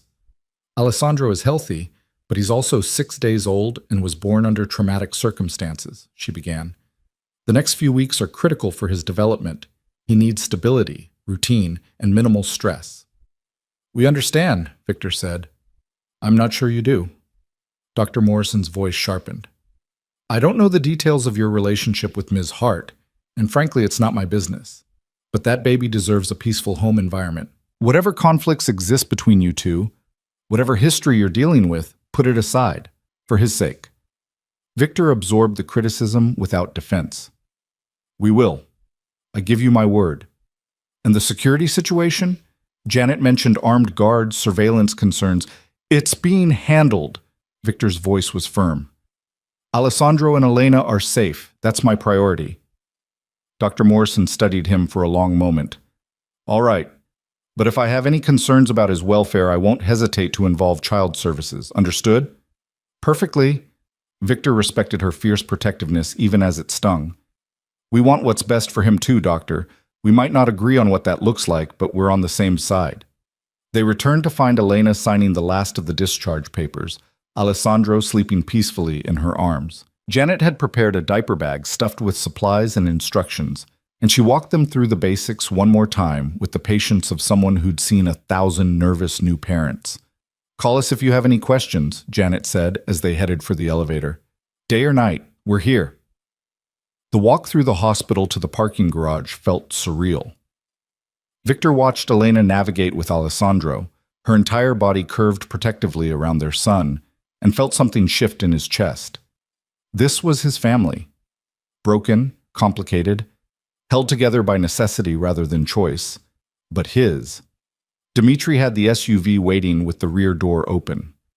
Victor had insisted on installing a car seat yesterday, spending 2 hours with the instruction manual to make sure every strap and buckle was perfect. Now Elena slid into the back seat with Alessandro, securing him with shaking hands. "Is this right?" she asked Victor, uncertainty clear in her voice. "The straps, do they look tight enough?" Victor checked the installation carefully. "It's perfect. He's safe." The drive back to the penthouse took 20 minutes, every second of which Elena spent watching Alessandro with the kind of intensity that suggested she was afraid he might disappear if she looked away. Victor sat in the passenger seat, watching them both in the rearview mirror, and tried to memorize this moment, the first time he'd brought his son home. The building's underground garage had been cleared in advance. No other vehicles, no civilians, just Victor's security team creating a protective corridor from the SUV to the private elevator. Elena barely seemed to notice the precautions, too focused on Alessandro to care about the armed guards. The elevator ride up felt eternal. Alessandro started to fuss, making small sounds of distress that immediately had Elena whispering reassurances and adjusting his blanket. Victor watched her natural maternal instinct kick in and felt inadequate by comparison. What did he know about comforting a crying baby? About soothing fears or meeting needs? "He's probably hungry," Elena said as the elevator doors opened to the penthouse. "I should feed him." "The East Wing is all set up," Victor reminded her. "Everything you need should be there." They made their way through the penthouse, Elena carrying Alessandro with Victor hovering nearby like a useless satellite. When they reached the East Wing, Elena went straight to the nursery and settled into the rocking chair with practiced ease, preparing to nurse. Victor started to leave to give her privacy, but Elena's voice stopped him. "You can stay," she said quietly. "If you want. You should be part of this." Victor's throat tightened. "Are you sure?" "No," Elena admitted with a tired laugh. "But we're figuring this out as we go, right? And he's your son, too. You should see how to care for him." So Victor stayed, standing awkwardly in the doorway while Elena nursed Alessandro with the kind of natural grace that suggested she'd been doing this for years instead of days. The baby ate hungrily, his tiny hands kneading against Elena's chest, his dark eyes occasionally opening to look around at this new environment. "He's perfect," Victor said, the words inadequate but true. "He is." Elena's voice was thick with emotion. "I can't believe he's really here. Really ours." Ours. The word settled over Victor like a benediction. When Alessandro finished eating, Elena showed Victor how to burp him, the proper way to support his head and pat his back. The baby let out a tiny burp that made them both laugh, the sound startling in its normalcy. "Your turn to hold him," Elena said, standing carefully and offering Alessandro to Victor. Victor's hands trembled as he accepted the warm weight of his son. Alessandro was so small, so fragile, and Victor was acutely aware of all the violence these hands had committed, all the damage they'd done. But Alessandro didn't know about any of that. He just nestled against Victor's chest with absolute trust, his breathing evening out as he drifted back to sleep. "I've got you," Victor whispered. "Promise, I've got you." Elena watched them with an expression Victor couldn't quite read, longing and fear and something that might have been hope all tangled together. "I'm going to try to nap while he sleeps," she said. "The nurse said to sleep when the baby sleeps, and I'm exhausted." "Good idea. I'll keep him with me for a while, let you rest." Victor carefully carried Alessandro to the rocking chair and settled in. "If he needs you, I'll wake you immediately." Elena hesitated at the doorway to her bedroom. "Victor, thank you for everything. I know this is complicated, but thank you for trying." You don't have to thank me for caring about my son, Victor said softly, or for caring about you. Elena's breath caught, but she didn't respond. She just retreated into her bedroom and closed the door, leaving Victor alone with Alessandro. The afternoon passed in a strange, suspended peace. Victor sat in the nursery rocking chair, holding his sleeping son, watching sunlight move across the floor as the hours progressed. He'd never felt so simultaneously content and terrified. Everything he was, everything he'd built, it all felt suddenly fragile in the face of this tiny life that depended on him. Around 3, Alessandro woke crying. Victor tried soothing him with gentle words and rocking, but the cries only intensified. Panic started to set in. What was wrong? Was he hungry? Hurt? Sick? Elena appeared in the doorway, hair mussed from sleep. He needs to eat again every 2 to 3 hours at this age. She took Alessandro and settled back into the nursing routine while Victor watched and learned and tried to absorb everything. This was his life now. Feeding schedules and diaper changes and the particular pitch of his son's cry that meant hunger versus discomfort. You should rest too, Elena said when Alessandro had been changed and was drifting off again. You were up all night dealing with Castellano. I'm fine. Victor, Elena's voice was firm. You're no good to us exhausted. Go sleep for a few hours. I'll wake you if I need anything. It was the closest Elena had come to acknowledging that they were in this together, that she trusted him enough to rely on. Victor nodded and retreated to his own bedroom, setting an alarm for 2 hours just in case. He woke to darkness and the sound of crying. For a disoriented moment, Victor couldn't place the sound. Then reality crashed back. Alessandro. He was crying, and Elena. Victor was out of bed and heading for the east wing before conscious thought kicked in. He found Elena in the nursery, tears streaming down her face as she tried to soothe a screaming Alessandro. I don't know what's wrong, she said, voice breaking. I've fed him, changed him, checked everything, but he won't stop crying and I don't know what to do. Victor took in the scene, Elena's exhaustion, her post-surgical pain that she was clearly pushing through, the baby's distress. He moved forward and gently took Alessandro from her arms. Sit down before you hurt yourself, he said firmly. Let me try. Elena sank into the rocking chair while Victor walked slow circles around the nursery, holding Alessandro against his chest and humming a melody he didn't consciously remember learning. His mother's song, he realized distantly. Something she'd sung to him decades ago, before violence and empire had consumed his world. Gradually, miraculously, Alessandro's cries quieted to whimpers and then to silence. The baby nestled against Victor's shoulder, his tiny body relaxing as exhaustion finally won out. How did you... Elena stared at them in amazement. I have no idea, Victor admitted. Pure luck, probably.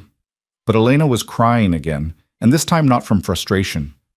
I can't do this, she whispered. I'm his mother. I'm supposed to know how to comfort him, and I can't even... Hey! Victor carefully lowered himself to sit on the floor beside her chair, Alessandro still asleep against his chest. You're doing amazing. He's 6 days old, Elena. You're learning. We both are. But you're a natural at it. Elena gestured helplessly at the sleeping baby. Look at him. He trusts you completely. He trusts you too. He just needed something different in that moment. Victor shifted so he could meet her eyes. This isn't a competition, Elena. We're both his parents. Sometimes he'll need you, sometimes he'll need me, and that's okay. Elena wiped her eyes, managing a watery smile. When did you get so wise about parenting? About 5 minutes ago. Victor returned the smile. I'm making this up as I go, same as you. They sat together on the nursery floor, Victor holding their sleeping son while Elena recovered from her emotional breakdown. Outside the windows, the city sparkled with evening lights, indifferent to the small miracle happening in this room. I'm scared, Elena admitted after a long silence. Not just of being a bad mother. I'm scared of what happens next, of this arrangement, of whether I can trust you, of whether bringing Alessandro into your world was the biggest mistake I could have made. Victor wanted to promise her it would all work out, that everything would be fine, but he'd learned the hard way that promises didn't mean much without proof. I'm scared too, he said instead. Terrified, actually. But Elena, we're in this together now, whether we like it or not, and I'd rather face it scared with you than try to handle it alone. Elena looked at him for a long moment, something shifting in her expression. Okay, she said finally. Together. But Victor, if you ever give me reason to regret this, if you ever make me feel the way you did 3 years ago, I'll let you walk away, Victor finished. No fight, no pursuit. You and Alessandro will be free to go, I promise. Don't make promises you can't keep. I'm not. Victor's voice was absolute. Your happiness and Alessandro's safety matter more than my wants. I mean that, Elena, with everything I am. The moment stretched between them, fragile and weighted with possibility. Then Alessandro stirred, making small sounds that suggested he might wake again, and the spell broke. Here. Victor carefully transferred the baby back to Elena's arms. You should try to sleep while he's down. I'll stay close, handle the next feeding if he needs a bottle. Elena cradled Alessandro against her chest, looking at Victor with an expression that might have been the beginning of trust. You're really trying, aren't you, to be better than you were? Every day, Victor said quietly. For as long as it takes. He left the nursery and returned to his own room, but sleep was impossible now. Instead, Victor stood at the windows and looked out over his empire, seeing it differently than he ever had before. All of this, the power, the money, the territory. What did any of it matter compared to the tiny life sleeping in the room down the hall? He'd spent 3 years building walls around his heart, convinced that Elena's loss had taught him the dangers of attachment. But Alessandro had shattered those walls in 6 days, proven that love wasn't weakness, but the most dangerous kind of strength. And if Victor wasn't careful, if he didn't guard against it, he was going to fall in love with Elena all over again. Not the idealized memory of who she'd been, but the fierce, damaged, beautiful woman she'd become. The mother of his child. The one person who'd survived his cruelty and somehow emerged stronger. It would be the worst possible decision. Elena would never forgive him completely. Never trust him the way she once had. They were bound together by biology and circumstance, not choice. Any feelings beyond co-parenting would only complicate an already impossible situation. But Victor had never been particularly good at making smart decisions when his heart was involved. The night wore on. Around midnight, Alessandro woke crying again. Victor heard Elena moving in the east wing, heard her soft voice soothing their son. He stayed in his room, giving her space to handle it, trusting that she'd call if she needed help.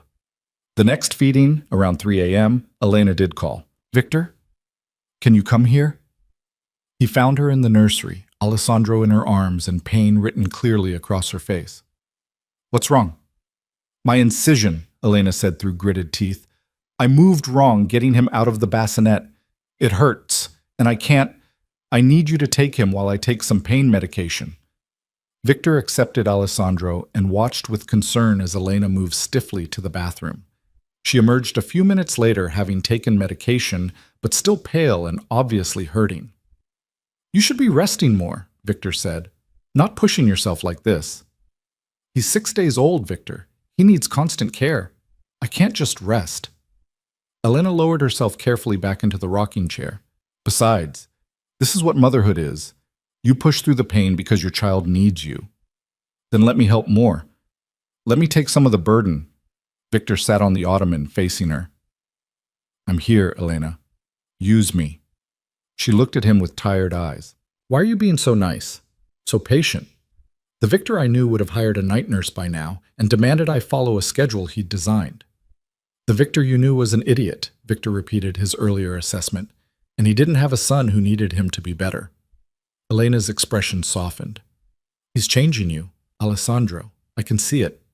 You both are, Victor admitted. Every day, every moment, you're changing me into someone I should have been all along.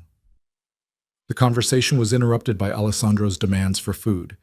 Elena took him back and began nursing while Victor watched, mesmerized by the simple intimacy of mother and child. Stay, Elena said when she noticed him preparing to leave. Talk to me.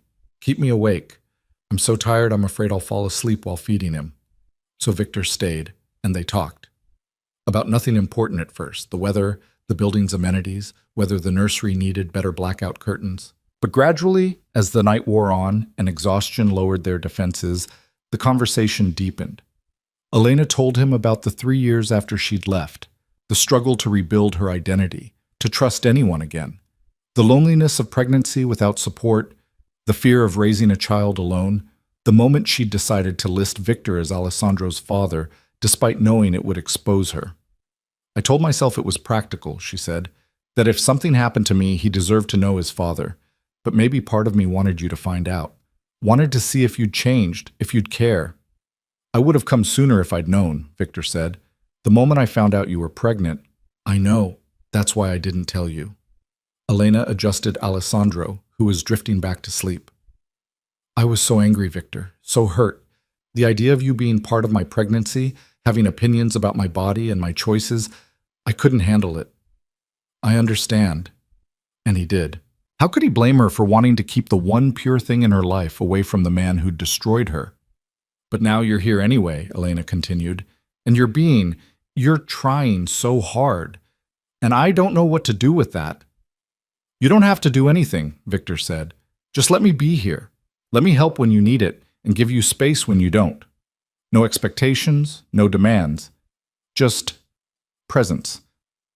Elena met his eyes across the sleeping baby. Can I ask you something? Anything. Do you regret it, what you did 3 years ago? Victor didn't hesitate. Every single day. It's the biggest mistake of my life, and I'd give anything to take it back. But you can't. No, I can't. Victor's voice was rough with emotion. All I can do is try to be better now. Try to earn a fraction of the trust I destroyed, and hope that someday, somehow, you'll believe that I've changed. Elena was quiet for a long moment. I want to believe it, she said finally. I want to believe people can change, that damage can be repaired. But Victor, I'm so scared of trusting you again, of letting my guard down and getting hurt all over again. Then don't trust me yet, Victor said. Keep your guard up, protect yourself, just don't shut me out completely. Give me chances to prove myself, even small ones. Let me show you through actions instead of words. Okay, Elena whispered. Okay, I can do that. Dawn was breaking when Alessandro finally settled into deeper sleep, and Elena felt safe enough to transfer him back to the bassinet. She stood at the nursery window, watching the sunrise paint the city in shades of pink and gold. First full night home, she said. We survived. We did more than survive, Victor said, coming to stand beside her. We did well. You did well. Elena turned to look at him. Really look at him, and for the first time in 3 years, her gaze held something other than hurt or anger or fear. It held possibility. One day at a time, she said, echoing her earlier words. We'll figure this out one day at a time. One day at a time, Victor agreed. And as the sun rose over the city, casting light into the nursery where their son slept peacefully, Victor allowed himself to hope that maybe, just maybe, they had a chance at building something real from the ruins of what they'd destroyed. The days that followed blurred into a rhythm of feeding schedules and diaper changes, and the particular exhaustion that came from caring for a newborn. Victor found himself living in 20-minute increments, always listening for Alessandro's cries, always ready to help Elena however she needed. He'd never been so tired in his life. He'd also never been so content. On Alessandro's 9th day home, Elena's incision started bleeding. Victor found her in the bathroom at 2 a.m, pale and shaking, blood seeping through her pajama pants. She looked up at him with eyes wide with fear. Something's wrong, she whispered. Victor, something's really wrong. He didn't panic, couldn't afford to. How much bleeding? I don't know, more than there should be. Elena pressed a towel against her abdomen, wincing. It hurts. It didn't hurt before, but now... Victor was already on his phone, calling the emergency medical line Dr. Chen had provided. The on-call physician answered within 3 rings. This is Victor DeLuca. Elena Hart, post-cesarean patient, 9 days out from surgery. She's experiencing bleeding from the incision site and increased pain. The doctor asked questions. Victor relayed them to Elena, who answered through gritted teeth. When he hung up, his face was grim. We need to go to the hospital, now. They think it might be an infection or a separation of the internal sutures. But, Alessandro, Elena's voice broke. I can't leave him.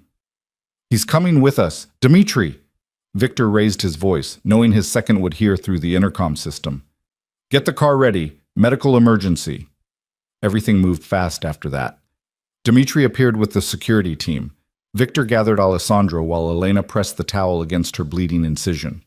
They were in the SUV within 5 minutes, racing through pre-dawn streets toward Mercy Hospital. Elena held Alessandro in the back seat, tears streaming down her face. This is my fault. I've been pushing too hard, not resting enough. This isn't your fault, Victor said firmly from the front seat. Sometimes complications happen. That's why we're getting you to the hospital. But fear clawed at his chest. He'd just gotten them home, just started building something that resembled a family. The idea of losing Elena now, after everything? The emergency room staff was ready when they arrived, Dr. Chen herself waiting at the entrance despite the ungodly hour. She took one look at Elena and immediately ordered her onto a gurney. Mr. DeLuca, you'll need to take the baby to the waiting area while we examine her, Dr. Chen said, already moving. This could take a while. Victor wanted to argue, to demand he be allowed to stay with Elena, but Alessandro started crying, as if sensing the tension, and Elena looked at Victor with pleading eyes.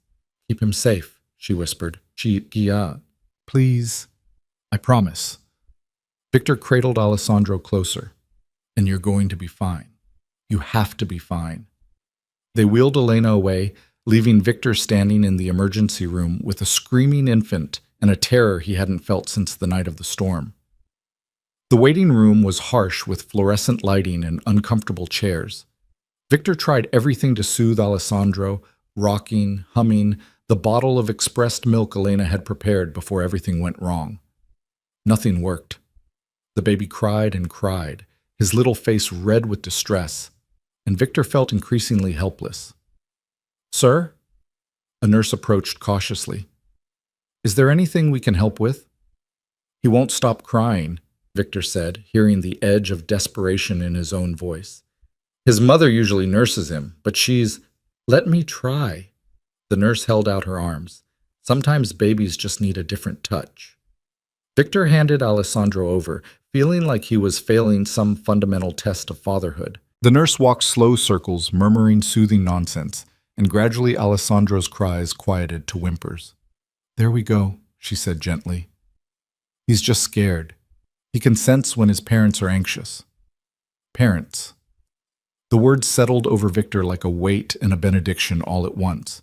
He was Alessandro's parent, not just his father in name, but a person this tiny human depended on for comfort and safety and love. And right now, he was failing spectacularly. An hour passed, then 2. Victor alternated between holding Alessandro and pacing the waiting room, his phone clutched in his hand in case Dr. Chen called with updates. Dmitri brought coffee that Victor couldn't drink and offered reassurances that rang hollow. Finally, at 5 in the morning, Dr. Chen appeared in the waiting room doorway. Victor stood immediately. How is she? Stable, Dr. Chen said, and Victor's knees nearly buckled with relief. It was a partial separation of the internal sutures, complicated by a minor infection. We've cleaned the wound, started antibiotics, and reinforced the closure. She's going to need to stay here for observation, probably 48 hours minimum.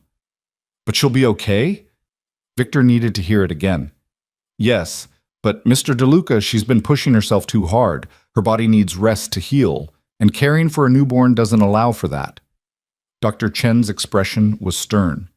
When she's discharged, she's going to need help. Real help, not just someone checking in occasionally. She'll have it, Victor promised. Whatever she needs. Good. You can see her now, but keep it brief. She needs to sleep. Victor followed Dr. Chen through the hospital corridors, Alessandro sleeping finally in his arms. They'd moved Elena to a private room on the surgical floor. She looked small in the hospital bed, an IV in her arm and monitors tracking her vitals. But she was awake, and when she saw Victor with Alessandro, her entire face transformed with relief. Is he okay? She asked immediately. He's fine. Exhausted from crying, but fine. Victor moved closer to the bed. Elena, you scared the hell out of me. I scared myself. Her hand moved to her abdomen where fresh bandages covered the repaired incision. The doctor said I've been overdoing it, that I need to rest more. Then that's what you'll do. Victor's voice was firm. No arguments. When you come home, you're going to let me handle more. Let me take night feedings with bottles so you can sleep. Let me do the practical things while you recover. But I'm his mother, and you'll be no good to him if you end up back in the hospital with a serious infection. Victor sat carefully on the edge of the bed. Elena, please, let me help you, really help you, not just hovering nearby while you do everything yourself. Elena's eyes filled with tears. I don't know how to not do everything myself. For 3 years, I've had to be completely self-sufficient. Trusting someone else to help feels terrifying, Victor supplied. I know, but you're not alone anymore. You have me. Whether you want me or not, I'm here and I'm not going anywhere. A tear slipped down Elena's cheek. What if I start to rely on you and you disappoint me again? The question hit Victor square in the chest. Then you'll survive it, like you survived before. But Elena, I'm not that man anymore. I can't be, because Alessandro needs me to be better. You need me to be better. And for the first time in my life, I want to be better for reasons that have nothing to do with power or control. Elena reached out with her free hand. Victor took it carefully, mindful of the IV. I'm so tired of being strong all the time, she whispered, of having to handle everything alone, of being scared and hurt and angry. Then don't be, Victor said softly. Let me be strong for both of us for a while. Let me carry some of the weight. They sat in silence, hands linked, Alessandro sleeping peacefully in Victor's arms. Outside the window, dawn was breaking over the city for the second time in their strange new life together. Okay, Elena said finally. Okay, I'll try. But Victor, I need you to promise me something. Anything. Don't make me fall in love with you again just to break my heart. Her voice was barely audible. I couldn't survive that twice. Victor's breath caught. Elena, I can feel it happening, she continued, not meeting his eyes. The way you are with Alessandro, how gentle you've been with me, how hard you're trying. It's breaking down all my defenses.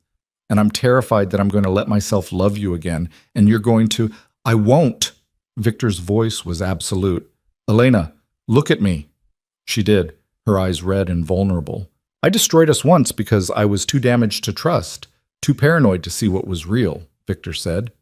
I have spent 3 years living with that mistake, and it nearly killed me. I'm not that man anymore. I can't be, because losing you taught me what matters and what doesn't. And if you give me another chance, if you let yourself trust me again, I swear on Alessandro's life that I will never, never hurt you like that again. How can you be sure? Elena's voice broke. How can you promise that when you were so certain before? Because before, I thought strength meant never being vulnerable, never trusting, never letting anyone close enough to hurt me. Victor shifted Alessandro to one arm so he could cup Elena's face with his free hand. But you taught me that real strength is choosing to trust even when you've been hurt, even when it's terrifying, and I'm choosing to trust that we can build something better from what we destroyed. I want to believe you, Elena whispered. I want to so badly. Then believe me. Victor's thumb brushed away her tears. Not all at once. Not perfectly. Just give me chances to prove it, one day at a time, like you said. Elena closed her eyes, leaning into his touch. One day at a time, she repeated. A nurse knocked on the door, interrupting the moment. I'm sorry, but Ms. Hart needs to rest now. You can come back during visiting hours. Victor stood reluctantly. I'll bring Alessandro back this afternoon. Try to sleep. Victor? Elena caught his hand before he could leave. Thank you for being here, for all of it. He wanted to tell her he loved her. The words sat on his tongue, ready to be spoken. But it was too soon, too much, too risky when Elena was vulnerable and medicated and overwhelmed. So instead he said, Always. I'll always be here. The next 48 hours were brutal. Victor managed Alessandro alone for the first time, discovering just how difficult Elena had made it look. Feeding every 3 hours.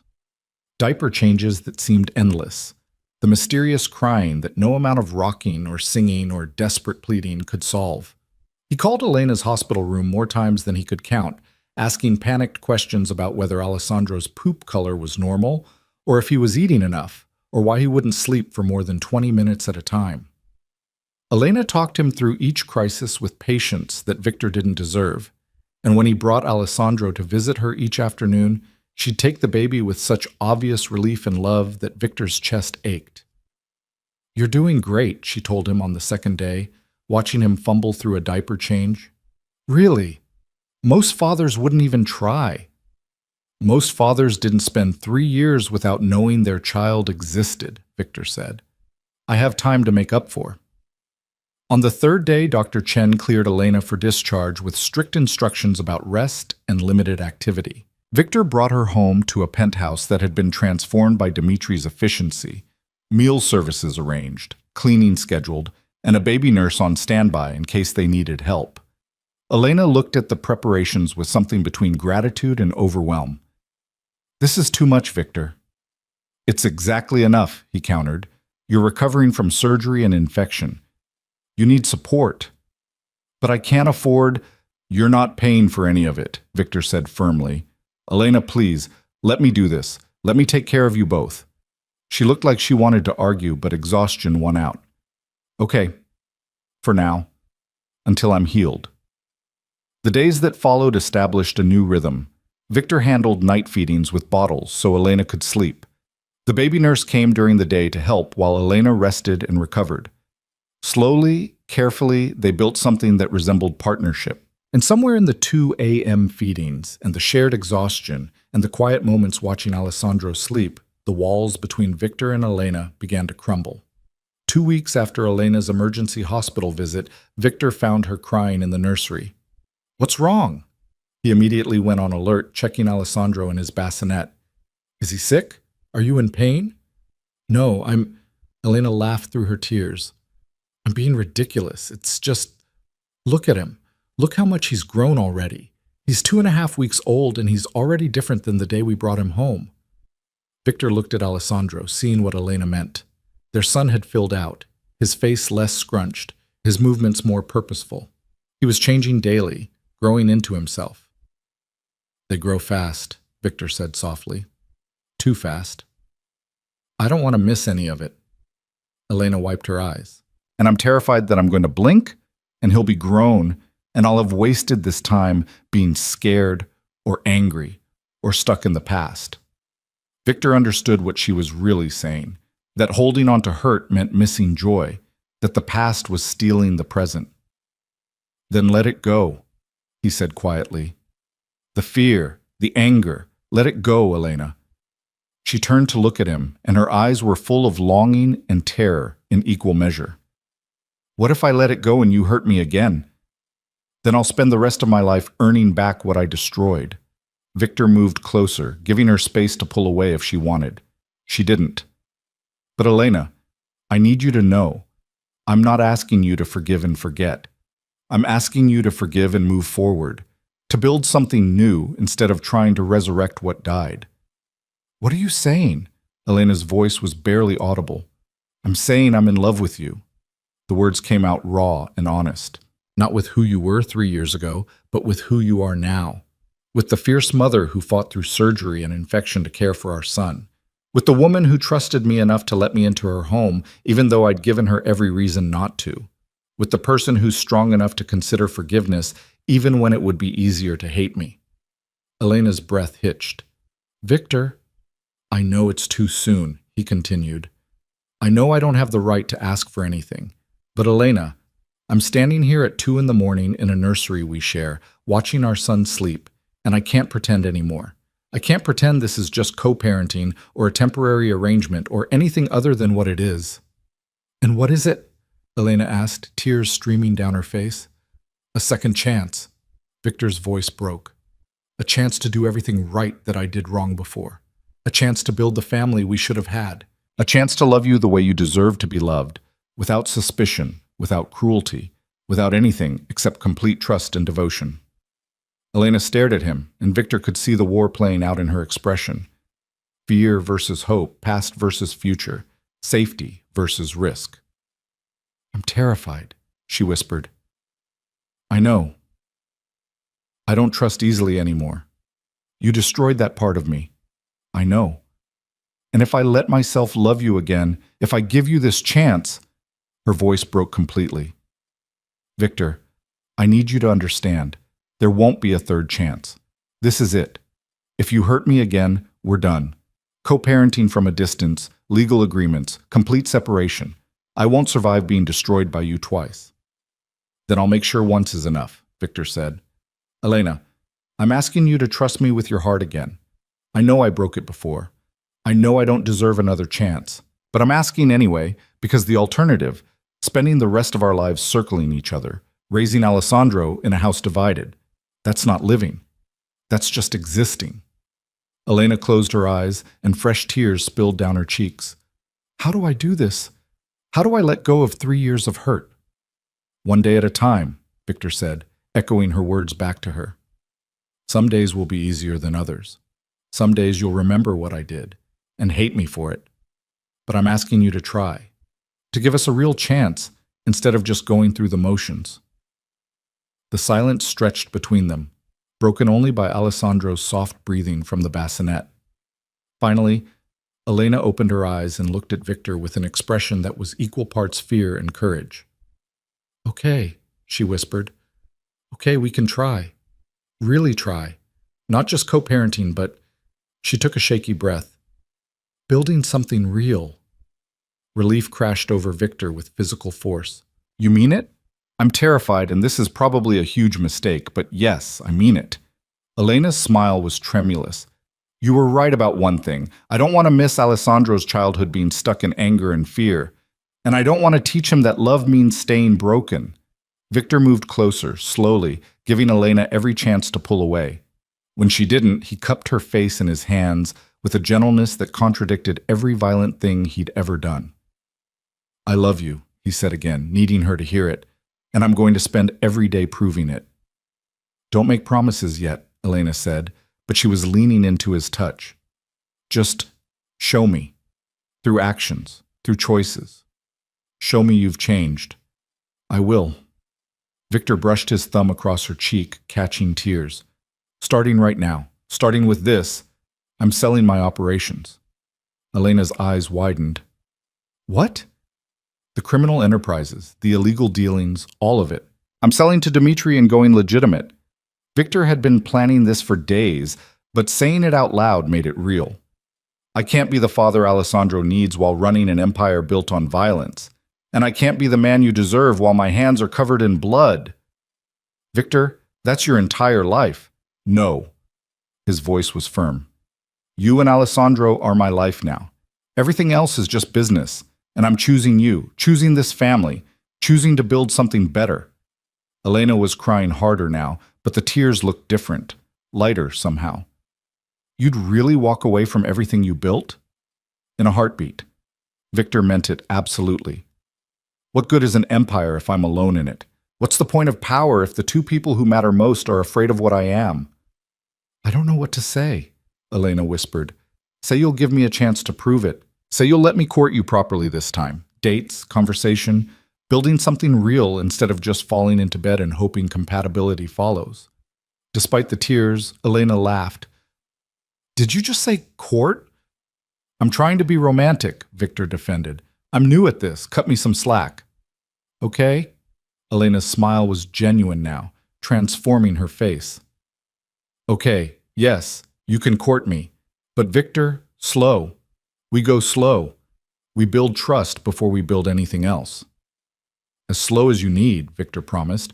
I've waited 3 years. I can wait however long it takes. Alessandro chose that moment to wake with a cry, his timing impeccable as always. Elena laughed and moved to pick him up, but Victor stopped her. Let me, he said. You rest. Doctor's orders. He lifted Alessandro from the bassinet, settling the baby against his shoulder with growing confidence. Their son's cries quieted immediately, replaced by the small sounds of contentment that meant all his needs were met. Elena watched them with an expression Victor couldn't quite name. Love, certainly, but also hope. The fragile, tentative hope of someone choosing to trust again despite every reason not to. "We're really doing this," she said. "All of it. The family thing." "If you'll have me," Victor confirmed. "One day at a time," Elena said for what felt like the 100th time. But now it sounded less like a warning and more like a promise. The weeks that followed transformed everything. Victor began the process of legitimizing his business holdings, selling his illegal operations to Dmitri in a deal that shocked the entire criminal underworld. Word spread that Victor DeLuca was going straight, choosing family over power. Some thought he'd gone soft, others thought it was a strategic move. But Victor didn't care what they thought. He cared about coming home to Elena and Alessandro without blood on his hands. He cared about building a life his son could be proud of. Elena healed both physically and emotionally. The infection cleared, the incision finally closed properly, and she grew stronger daily. More importantly, the walls she'd built around her heart began to come down, brick by careful brick. Victor courted her like they were strangers meeting for the first time. Flowers delivered to the East Wing, coffee made exactly how she liked it. Quiet conversations after Alessandro fell asleep. He learned her all over again, her current dreams, her fears, the person she'd become in the years apart. And Elena learned him too. Discovered that underneath the violence and paranoia, Victor was capable of gentleness, that he could change nappies and warm bottles and sing lullabies without losing an ounce of his strength, that choosing vulnerability over control was its own kind of courage. 2 months after Alessandro came home, Elena made a decision. She found Victor in his office, reviewing contracts for a legitimate real estate venture. He looked up when she entered, automatically smiling at the sight of her. "Hey, Alessandro down for his nap?" "Finally." Elena closed the door behind her. "I need to talk to you about something." Victor's expression immediately shifted to concern. "What's wrong?" "Nothing's wrong. Elena took a breath. "I want to move. Into the main part of the penthouse. With you." Victor stared at her, not quite believing what he'd heard. "You want to share your space, your bedroom, your life, really." Elena twisted her hands together. "I mean, if you want that too. If I'm not misreading what's been happening between us." Victor was out of his chair and across the room before conscious thought engaged. He caught Elena's hands in his, holding tight. "You're not misreading anything," he said. "Elena, I want that more than I can express. But are you sure? We agreed to go slow." "We have been going slow," Elena interrupted. 2 months of dating and rebuilding trust. "But Victor, I wake up every morning and wish you were in the bed next to me. I put Alessandro to sleep every night and want to share it with you instead of retreating to separate wings. I'm tired of pretending we're just co-parents when we're clearly so much more." "What are we?" Victor asked, needing to hear her say it. Elena's smile was radiant. "We're a family. A real one. Messy and complicated, and still healing, but real. And I love you, Victor. I fought it for weeks, told myself it was too soon, too risky. But I can't fight it anymore. I love you."